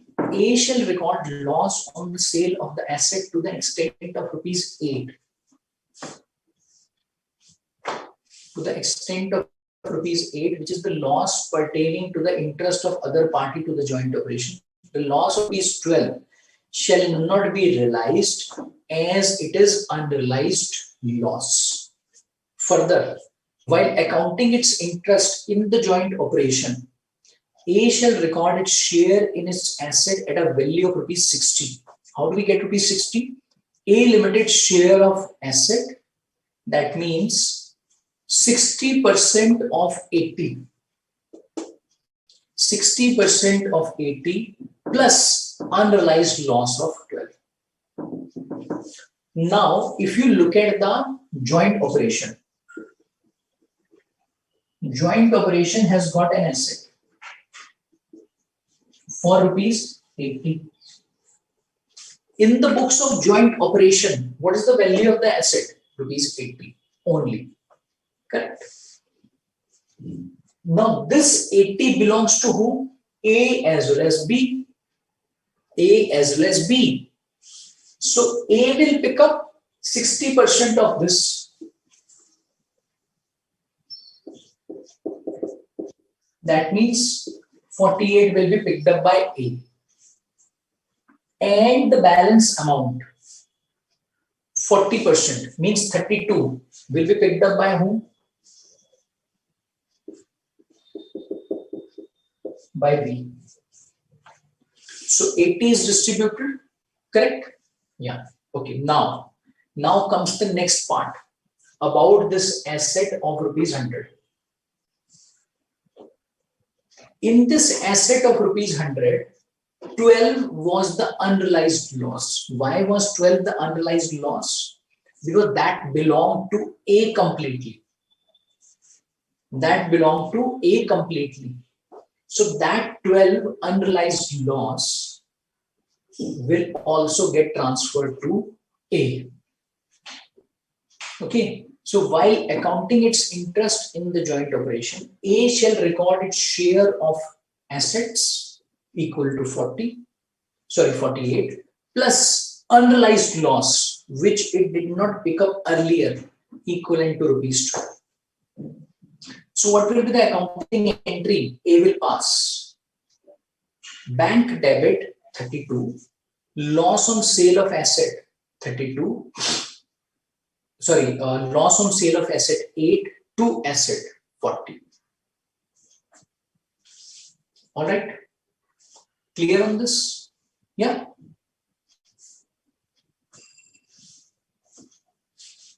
In case you have any questions, please let me know.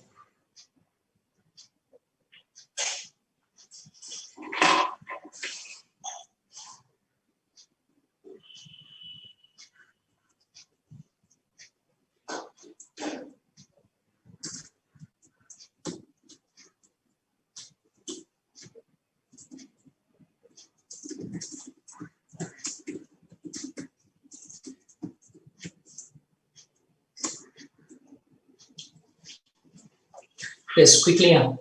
All clear? So we move further. Yeah. Now moving further,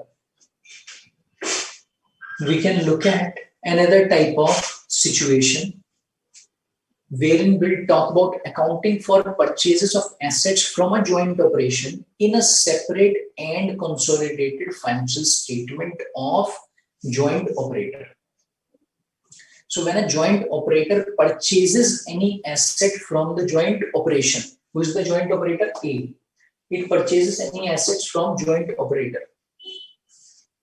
It shall not recognize its share of the gains and losses until it resells those assets to a third party. Okay, so let's move on to this illustration number 24 to understand this accounting requirement also.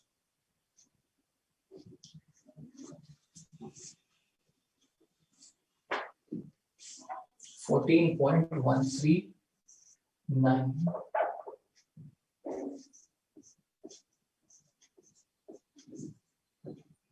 Illustration is 24. A is one of the parties to a joint operation holding 60% in the joint operation. So once again, A holds 60% in the joint operation.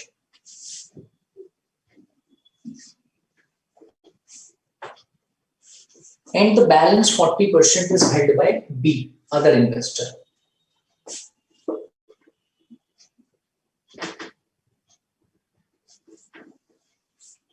Other investor holds balance 40%. A Limited has purchased an asset from the joint operation. Now A has purchased an asset from joint operation. Carrying value of the asset in the books of joint operation was rupees 100. Its carrying amount was rupees 100. And the asset was actually purchased by A from joint operation at the rate rupees 80. So sale amount is 80. So that means this joint operation incurred a loss of rupees 20 on this sale, because for JO it's a sale, for A it's a purchase. Okay. Carrying value of the asset in the books of JO was 100. Asset was actually purchased for 80 at a loss of 20. How should A account for the purchase of this asset from the joint operation in its books? Let's understand. A should not record its share of loss until the loss is actually realized. Means until the asset is sold to a third party. Now, this loss of 20 belongs to whom? JO. And in this JO, A has a share of 60%. So that means 60% of this loss belongs to whom? A. So should A record this loss in its financial statement? The answer is no, because this loss is unrealized. Why? Because this asset is still with A. It's not sold outside or to a third party. Okay. Joint operation has sold the asset at rupees 80, incurring a loss of 20. Hence, A shall record the asset at 92. How do we get 92? 80 is the purchase price. A will record this at purchase price equal to 80 plus A's share in the loss. What's the share of A in the loss? 60% of 20. Share of the loss 12. Share of loss 12. So that means this will become 92 when A will record this. Further accounting its interest in the joint operation, A shall not record any share in the loss incurred in the sale transaction by the JO. The journal entry which will be passed for this transaction will be asset debited 32 to bank 32, and this is not 32, this should be 92. So this seems to be a typing mistake. Okay, yeah, you can all please correct this. Yeah, it's similar to the previous one. It seems to be a typing mistake. You can please correct this. It should be 92 and 92. Asset debited 92 to bank 92. This is something A will record. All right. Yeah. You will please note this down now.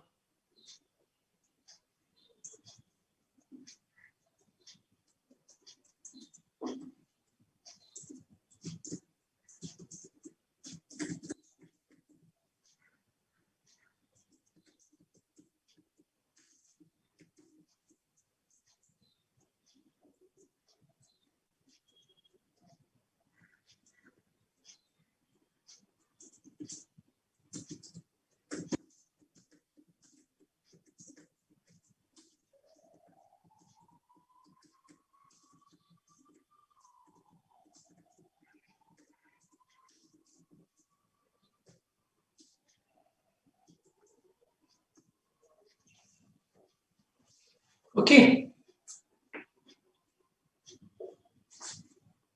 Now moving further on to JV.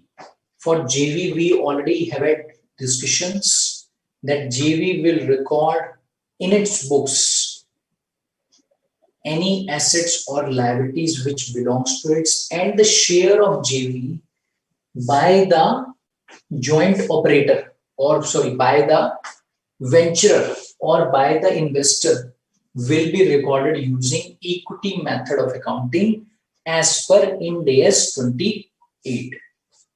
Okay, clear on this, all of you? Yeah. Now what we will do is, now we will move on to Ind AS 28. So that means we are now also going to talk about associates. We are also going to talk about significant influence, because our ultimate objective is to get on to the equity method of accounting, and we understand that that is same for both joint ventures as well as associates.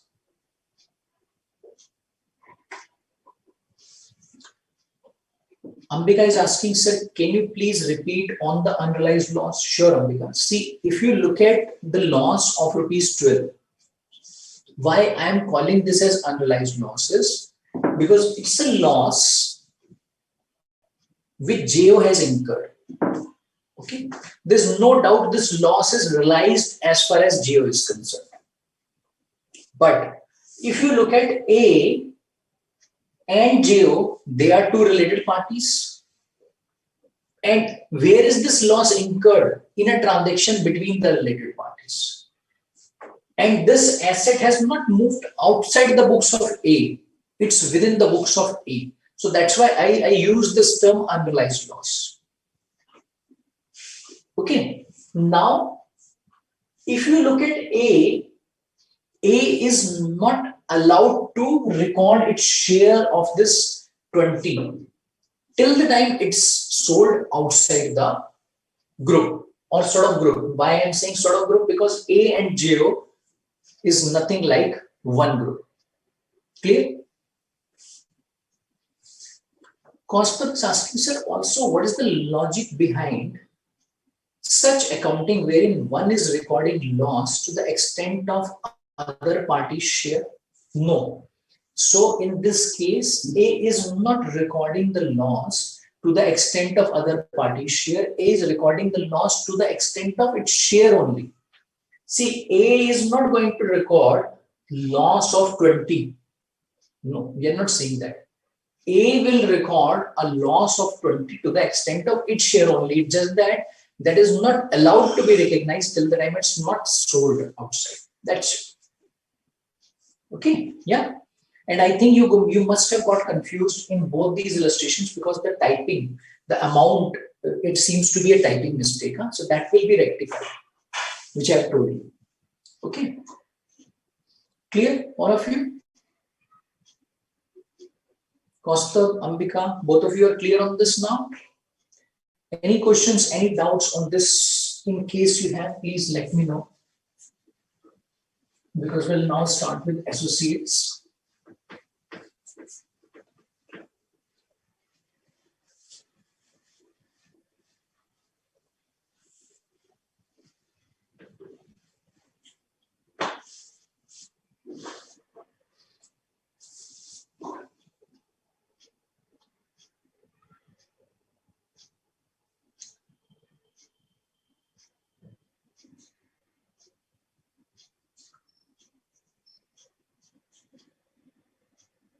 Yes, quickly, yeah.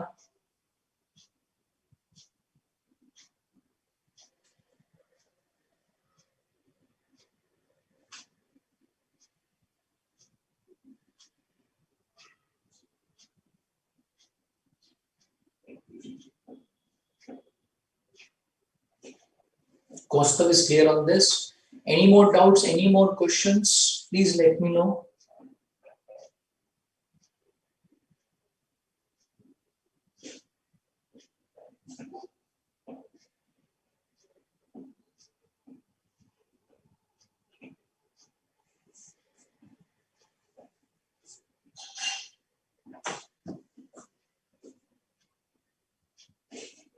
No? Okay, so let's move further on to Ind AS 28 now, which is about significant influence. Now it's a hierarchy as we discussed, and we move in the order. So first of all, we check whether there is unilateral control or not. In case the unilateral control does not exist, then what do we check? Whether it's joint control or not.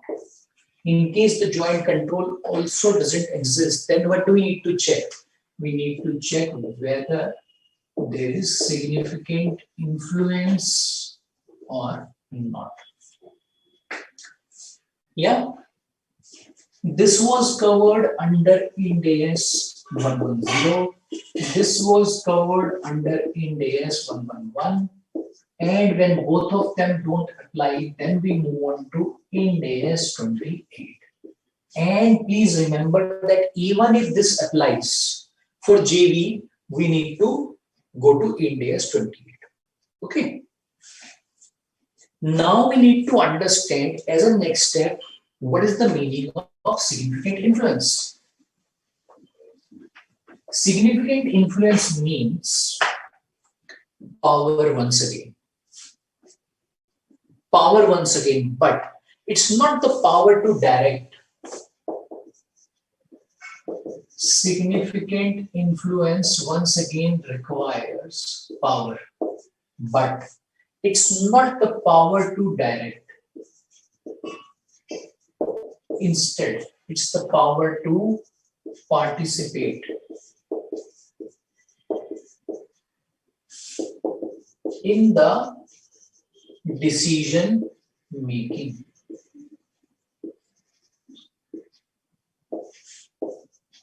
See, unlike what used to happen in case of unilateral control, wherein an investor used to have power to direct, means whatever that investor will say, accordingly decision will be taken. But now it's not the case like this. Now the investor is there in the meeting. He cannot direct. He cannot get the decision made according to him. No. But he can definitely participate in the decision making. Let's understand how. So we have this board. Okay. So two board meetings are going on. Let's suppose there are board meetings going on. Okay. In one board meeting, there are 5 directors: A, B, C, D, E. All of them are sitting and discussing a matter. And in board meeting number 2, once again we see 5 directors are there: P, Q, R, S, T. In both the board meetings, there are 5 directors. Okay. 3 directors are from investor 1. 1 director is from investor 2. 1 director is from investor 3. Okay, so they are representing their investors. Fine. Same is the case over here. 3 directors are from investor 4. 1 director is from investor 5. 1 director is from investor 6. As per the arrangement between these three investors, any decision in both the board meetings, in fact, these 6 directors, any decision in the board meeting will be done by majority. Majority means whatever majority will decide, accordingly decision will be taken. If this was a case of unanimous consent, then for taking a decision, consent of this one, and any of this one was mandatory because they represent one investor. But this is not a case of unanimous consent. Now, in both the board meetings, who will be able to have the say? Means who will be able to drive the decision making? Can you tell me? In both the board meetings, who do you think will be able to get the decisions made? Will it be investor 1, 2, or 3? And will it be investor 4, 5, or 6 in board meeting number 2? Quickly, I think this is very, very simple for you to answer. Can you tell me who will be able to decide as per his will in both the board meetings? Quickly, which investor will be able to get the decisions made in both the board meetings? Quickly, quickly. I'm waiting for a response.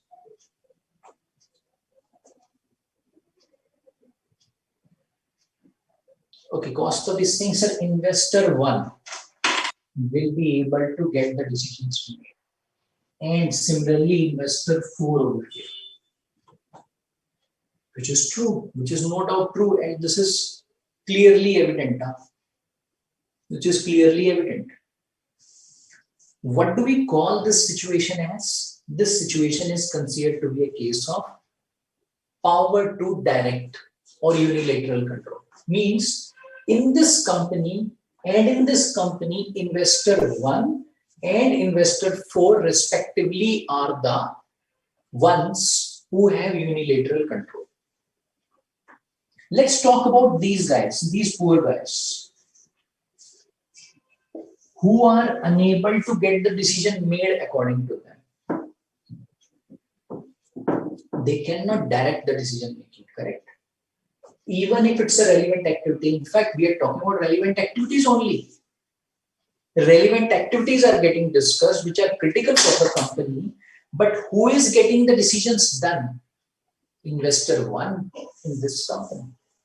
But one thing which we can observe is that even though investor 2 or say D, or even though investor 3 or let's suppose E is not able to get the decision done according to their wish, they have the power to participate in this meeting. They are able to present their view. This may or may not be accepted, but definitely it will be heard. They have the power to participate in the board meeting. It cannot happen that the board meeting is held without D or without E. If they want, they can participate in the board meeting. Yeah. This power of participation is called as having significant influence in the investee or over the entity. As I told you, by having significant influence, we get only power to participate, but not the power to direct. So that's the difference between unilateral control and significant influence. And the moment we say that investor has got significant influence over the investee, so what will happen? Let's suppose if we say investor has got significant influence over investee, and let's suppose this company is,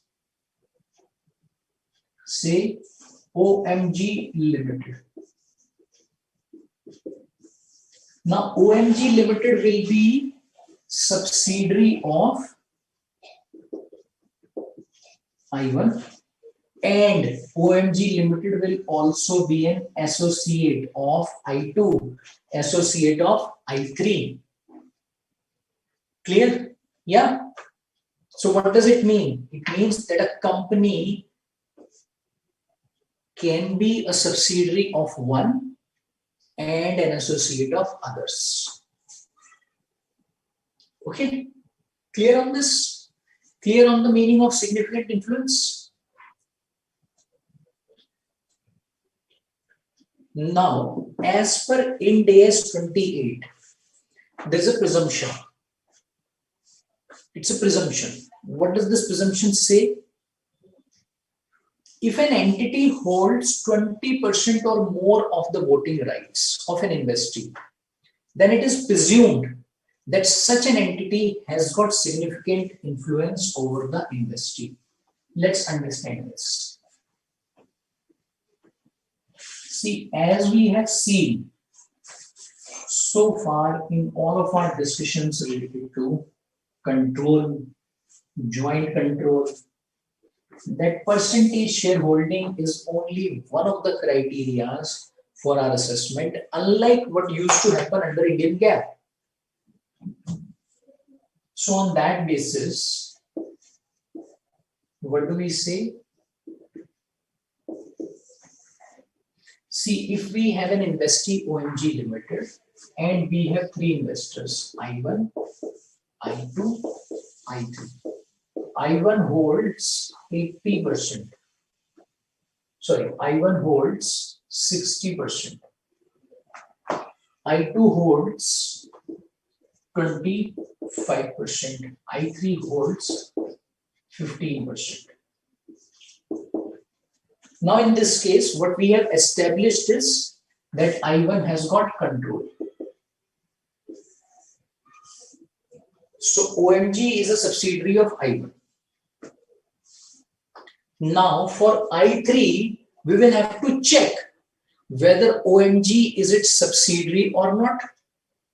As I told you, it may be a subsidiary. It's not necessary it will be a subsidiary of I1. So we assessed it's not a subsidiary of I3. If it's not a subsidiary, then we checked it's also not a joint control. That means we need to check for I3 whether OMG is an associate or not. Means whether I3 will be having significant influence over OMG or not. And how do we check it? Through the same criteria we discussed, power to participate. Okay, this needs to be checked. But for I2, we don't need to check this. This checking of significant influence, which we are required to do for I3, will not be required to be done for I2. Because I2 holds more than 20% voting power in this investee, therefore, it will be presumed.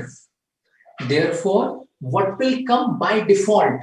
By default, it will be assumed as if I2 has got significant influence over OMG.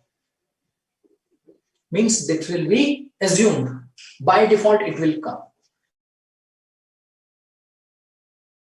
Until unless it is proved otherwise. Means until unless it can be proved, it can be clearly demonstrated that even by holding 25%, I2 does not have significant influence over OMG. I2 will be presumed to be having significant influence. Okay. And as I told you that even if it holds less than 20%, it doesn't mean that it will not be a case of significant influence. Even in that case, it can become significant influence, but that will have to be analyzed. Okay. So in this case, analysis will be to check that are we sure it's a significant influence? Because it's presumed. But in this case, we'll have to check whether it's significant influence or not. Okay. Clear on this? Yeah. So we can now move on to some illustrations to understand this in a better manner. Let's move on to illustration number 3, which is page number 14.145.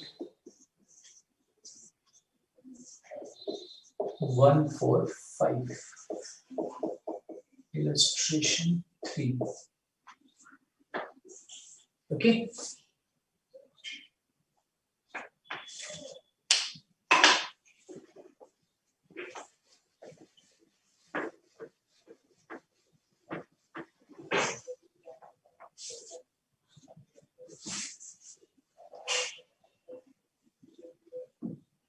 M Limited holds 10% of voting power in an investee. So we have investee, M holds 10%. Balance 90% is held by 9 other investors holding 10% each.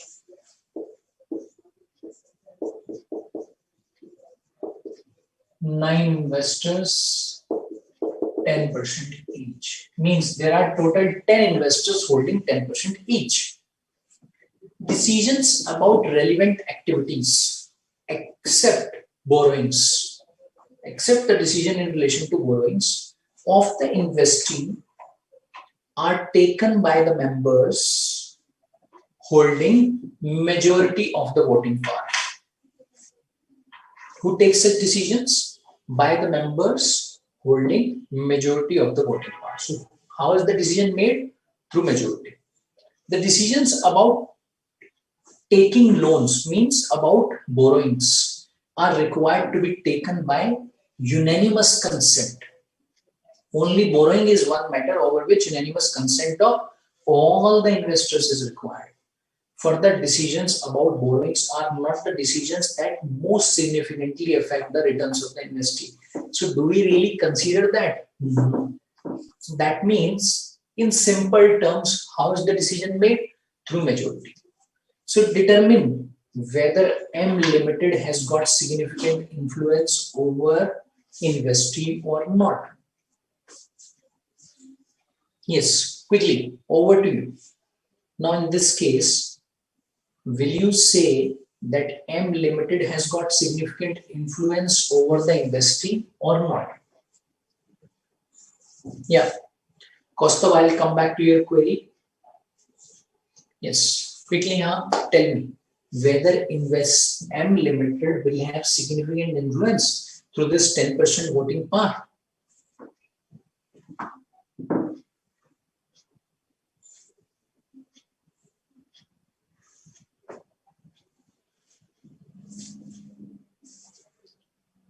Quickly, whether M will be considered to be having significant influence, yes or no? I think it's very easy for all of you to answer quickly.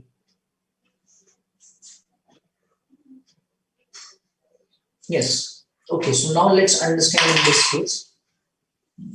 Borrowing is a relevant activity, but that is not being considered. Why? Because it doesn't impact the returns significantly.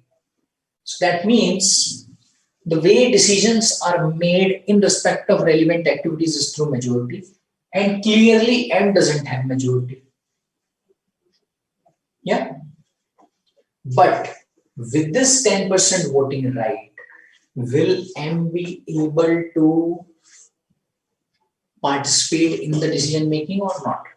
Always. Can that power be taken away from M in any scenario? Not at all. So that's why M will be considered to be having power to participate, and therefore investee will be considered to be associate of M. Clear? Clear on this? Ambika has the same answer and Kaustubh is saying yes, M should be having significant influence. Now coming back to the query of Kaustubh, Kaustubh is saying, sir, in the example wherein we picked up I1, I2, I3, for I3 checking of significant influence will be on the basis of whether I3 has the power to participate in the decision making. Am I right? Because I3 is holding less than 20% voting rights. Of course, yes. Of course, yes. See, even if you look at it practically, even if I3 holds more than 20%, checking will still be done. Because first of all, in every scenario, you check whether there is power to control or not, power to direct or not. When you will check that, you will get to know whether it's unilateral control or joint control or single control. So practically, in every scenario, you are checking it. Okay. You will not just simply say that it's 20%, so it's associated. No. What is the first step? Always, even if it's 5%, to check whether there is unilateral control. Next, whether there is joint control. And then last, whether there is significant influence or not. Clear? Okay, now moving further on to next illustration number 4.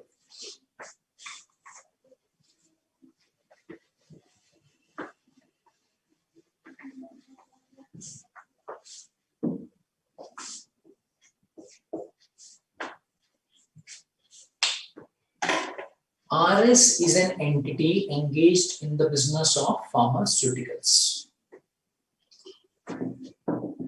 It has invested in share capital of XY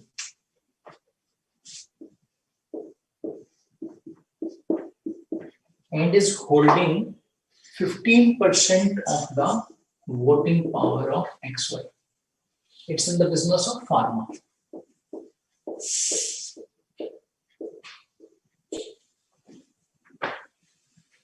XY is engaged in the business of producing packing material for pharmaceutical entities. One of the incentives for RS to invest in XY was the fact that XY is engaged in the business of producing packing material, which is also useful for RS. Since last many years, XY Limited's almost 90% of the output is procured by RS. So its output means whatever it produces, 90% goes to RS. And this is approximately 90% approximately goes to RS.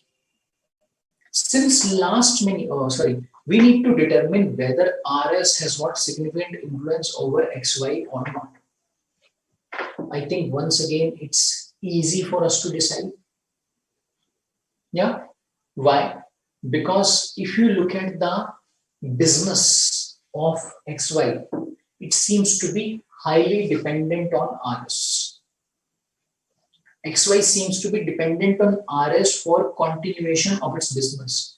Even though RS is holding only 15%, it will have significant influence because of this reason. Yeah. And at times, because of this reason, RS may also get unilateral control, which is also required to be analyzed. RS may also get unilateral control, which also needs to be analyzed in such type of situations. Okay. Yeah, clear on this?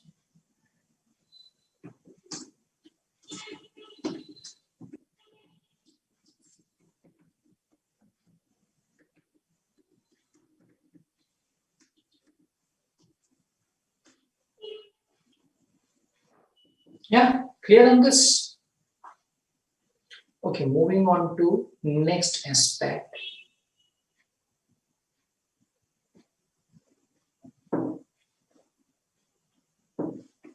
Illustration number 6. So we can pick up one more. Illustration number 6, page number 14.146.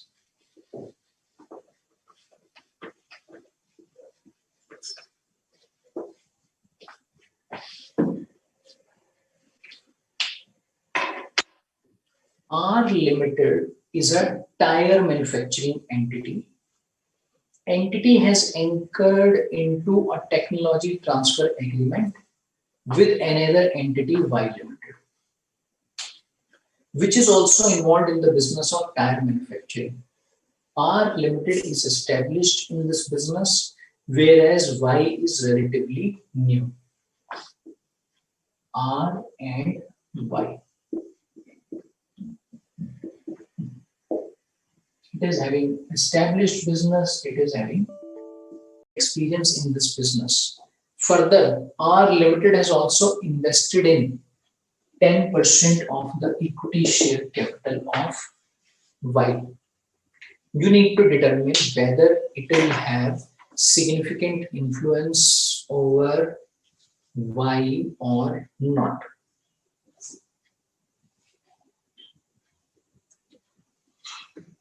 Yes, quickly here. Whether it will have significant influence over Y or not. Now, in this case, once again, what do we see? That Y is significantly dependent on R. Even though R holds only 10%, existence of significant influence cannot be denied. It will generally be there. Okay, clear? Now, if you go back to unilateral control, you must be thinking, sir, so many areas, so many topics, so many ways through which we assess unilateral control. Is it not like that we are applying each and every concept over here and now we're just replacing that with power to participate? The answer is yes. If you go to unilateral control, you check relevant activities, which is also required to be checked for significant influence. If you go to unilateral control, Ind AS 110, you consider various factors: dependency of the investee, percentage shareholding, board of directors representation, so many factors. Now everything you'll have to apply in a similar manner over here. And similarly, if you remember, there was a concept or there was a way through which unilateral control is assessed, and that is through potential voting rights. Remember that in case there are potential voting rights which are currently exercisable, and how do we check it? Whether they are in the money or not. Yeah, whether they can be exercised currently or not, when the decision making has to be made or before the decision making has to be made.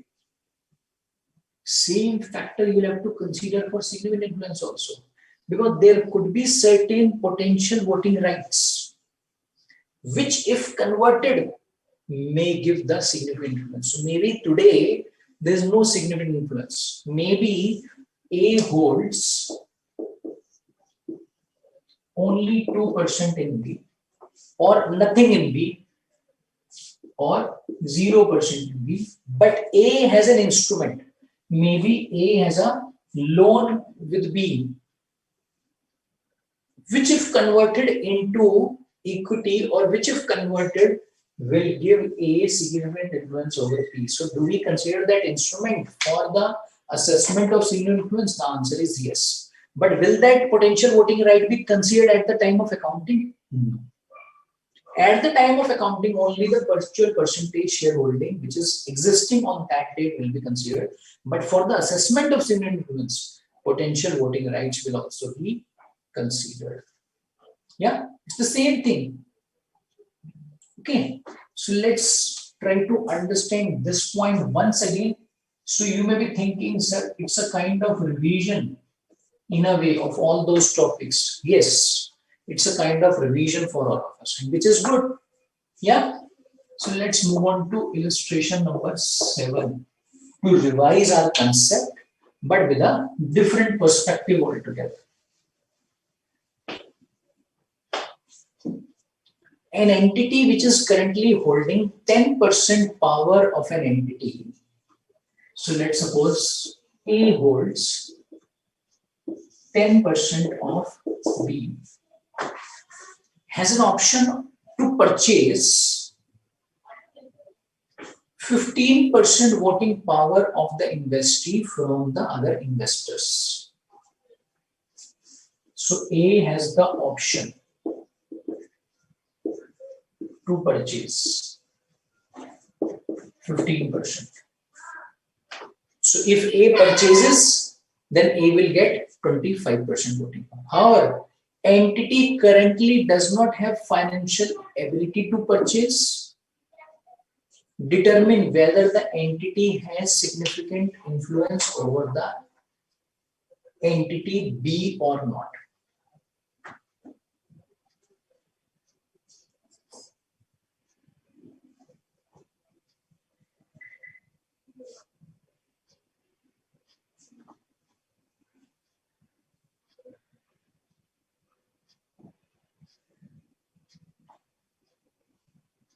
Quickly,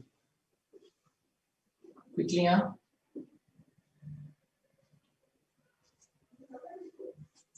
Quickly, whether we will consider this to be a case of significant influence or not. Yes, I'm waiting for a response. Whether we will consider to be a case of significant influence or not. All of you, tell me. Should we go to the solution? Yeah. Considering the potential voting rights, entity can have more than 20% of voting power of B, and hence it can be presumed that entity A will have significant influence over B. It's a presumption because of this. The fact that the entity B does not have the financial ability to purchase such additional voting power is not considered in such assessment. Let's understand. So this seems to be a point of difference between Ind AS 110 and Ind AS 28. Under Ind AS 110, potential voting rights which an entity cannot exercise because of its financial ability are not considered as substantive, and hence those are not factored while considering the assessment of unilateral control. However, under Ind AS 28, there is no such requirement given, and hence the potential voting rights, even if they are not substantive, okay, even if they are not substantive as per the criteria given under Ind AS 110, will be included in the assessment of significant influence, because under Ind AS 110 we used to have a principle of substantive, but that principle of substantive does not exist under associate. Okay, and there's a reason behind this. Why? Because under Ind AS 110, what was the perspective? Perspective was to check unilateral control. Purpose was to check whether we have the power to direct or not. But now it's a very, very diluted version. We are not having the power to direct. We are just saying that we'll have the power to participate in the decision making. That's it. We are not going beyond that. Okay. All right. Clear on this? All of you? Clear on this? Any questions, any doubts in case you have on this? Koskov is saying that potential voting rights are currently exercisable, due to which voting power of the entity will be more than 20%. As such, A will have significant influence. No. So these were not currently exercisable, Koskov. These were not currently exercisable because A does not have the financial ability. It's given in the question. Maybe you missed that point. Okay, but still A will be considered to have significant influence. Why? Because whether it is currently exercisable or not was required to be done to check whether the right is substantive or not. You remember there was a term substantive right. If you go back to your notes, for establishing the substantive right, what did we see? That it should be currently exercisable. It should be in the money. It should be currently exercisable. It should be in the money. Yeah. This was the concept which we discussed under Ind AS 110. But we don't have this concept under Ind AS 28. So this concept of substantive does not exist under Ind AS 28. So that's why even if this is not currently exercisable, but there's a right. So we will add that to our assessment of significant influence, and basis which we will consider it to be 25% instead of 10%, and we will say B is an associate of A. But similar to what we see in case of Ind AS 110, when the accounting of associate will be done, then the accounting will not be done with 25%. Instead, it will be done with only 10%. It's same. Clear? Now, all of you? Okay, yeah.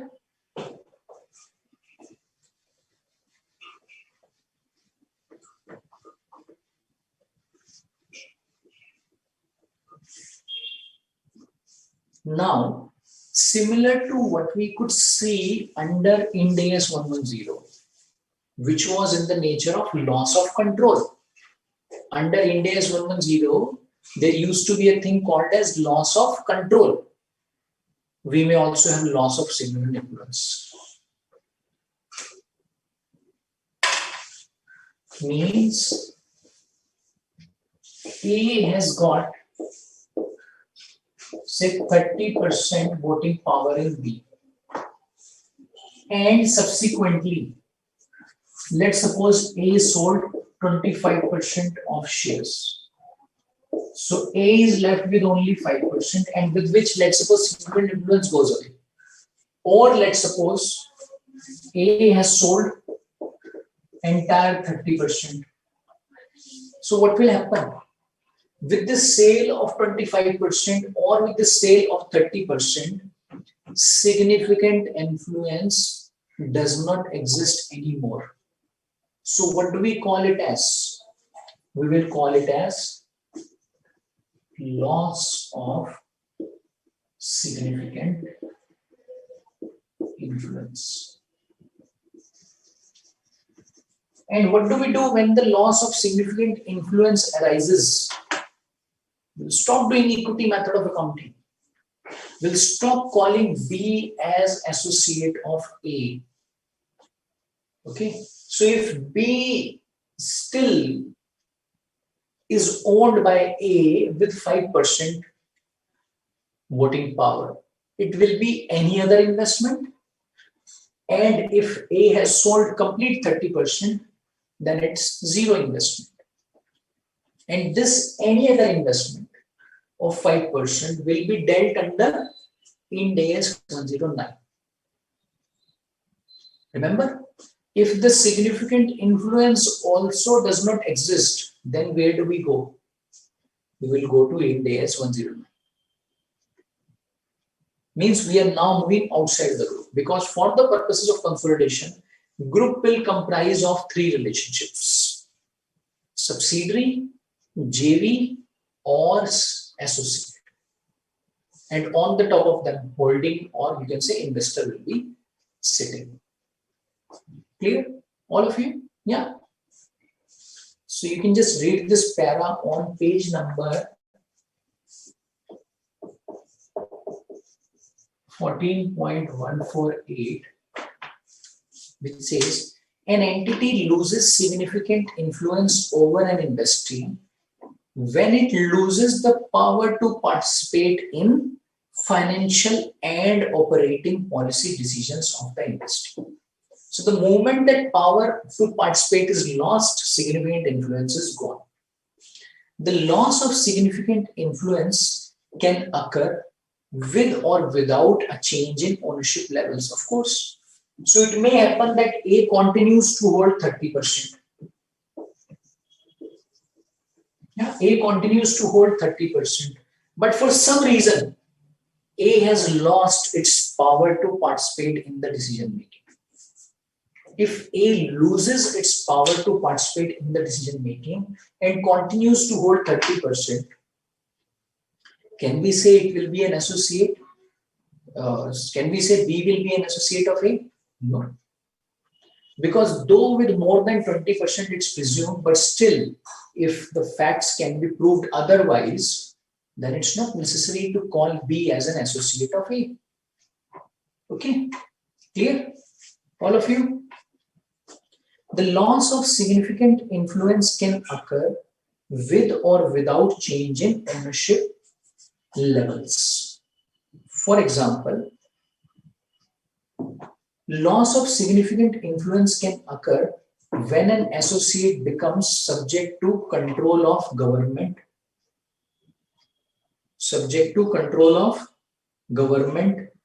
court, administrator, or regulator. It can also occur as a result of contractual arrangement. So through a contractual arrangement also we can say such type of situation may arise. Yeah, clear?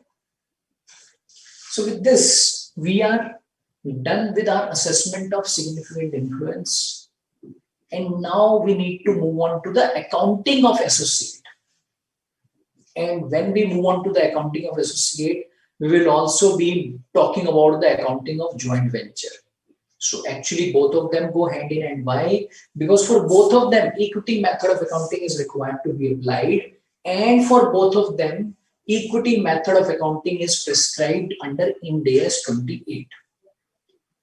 Yeah. So in the next session, we will pick up Ind AS 28, the equity method of accounting. We'll start some we'll solve some questions around it, and we'll also practice some more questions on all of these concepts that we have discussed so far. And I would now strongly recommend all of you to start practicing questions. So if you'll go to the study material, yeah, if you'll go to the study material, if I can just tell you. So after unit number 8, there's a separate unit, test your knowledge, which contains practice questions. Okay, all such type of questions we have already discussed and practiced in the class through various illustrations. But some more questions are available over there. I would suggest, if the time permits, you should practice those questions today and tomorrow before we meet next. So that if you still have any query, any doubt, any concept around whatever we have discussed, by practicing those questions, we can have a discussion on that in the next session. Okay. Yeah, clear on this? So with this, we can just end our discussion for today. All right. Thanks to all of you once again for your time and for your wonderful participation. Thanks so much.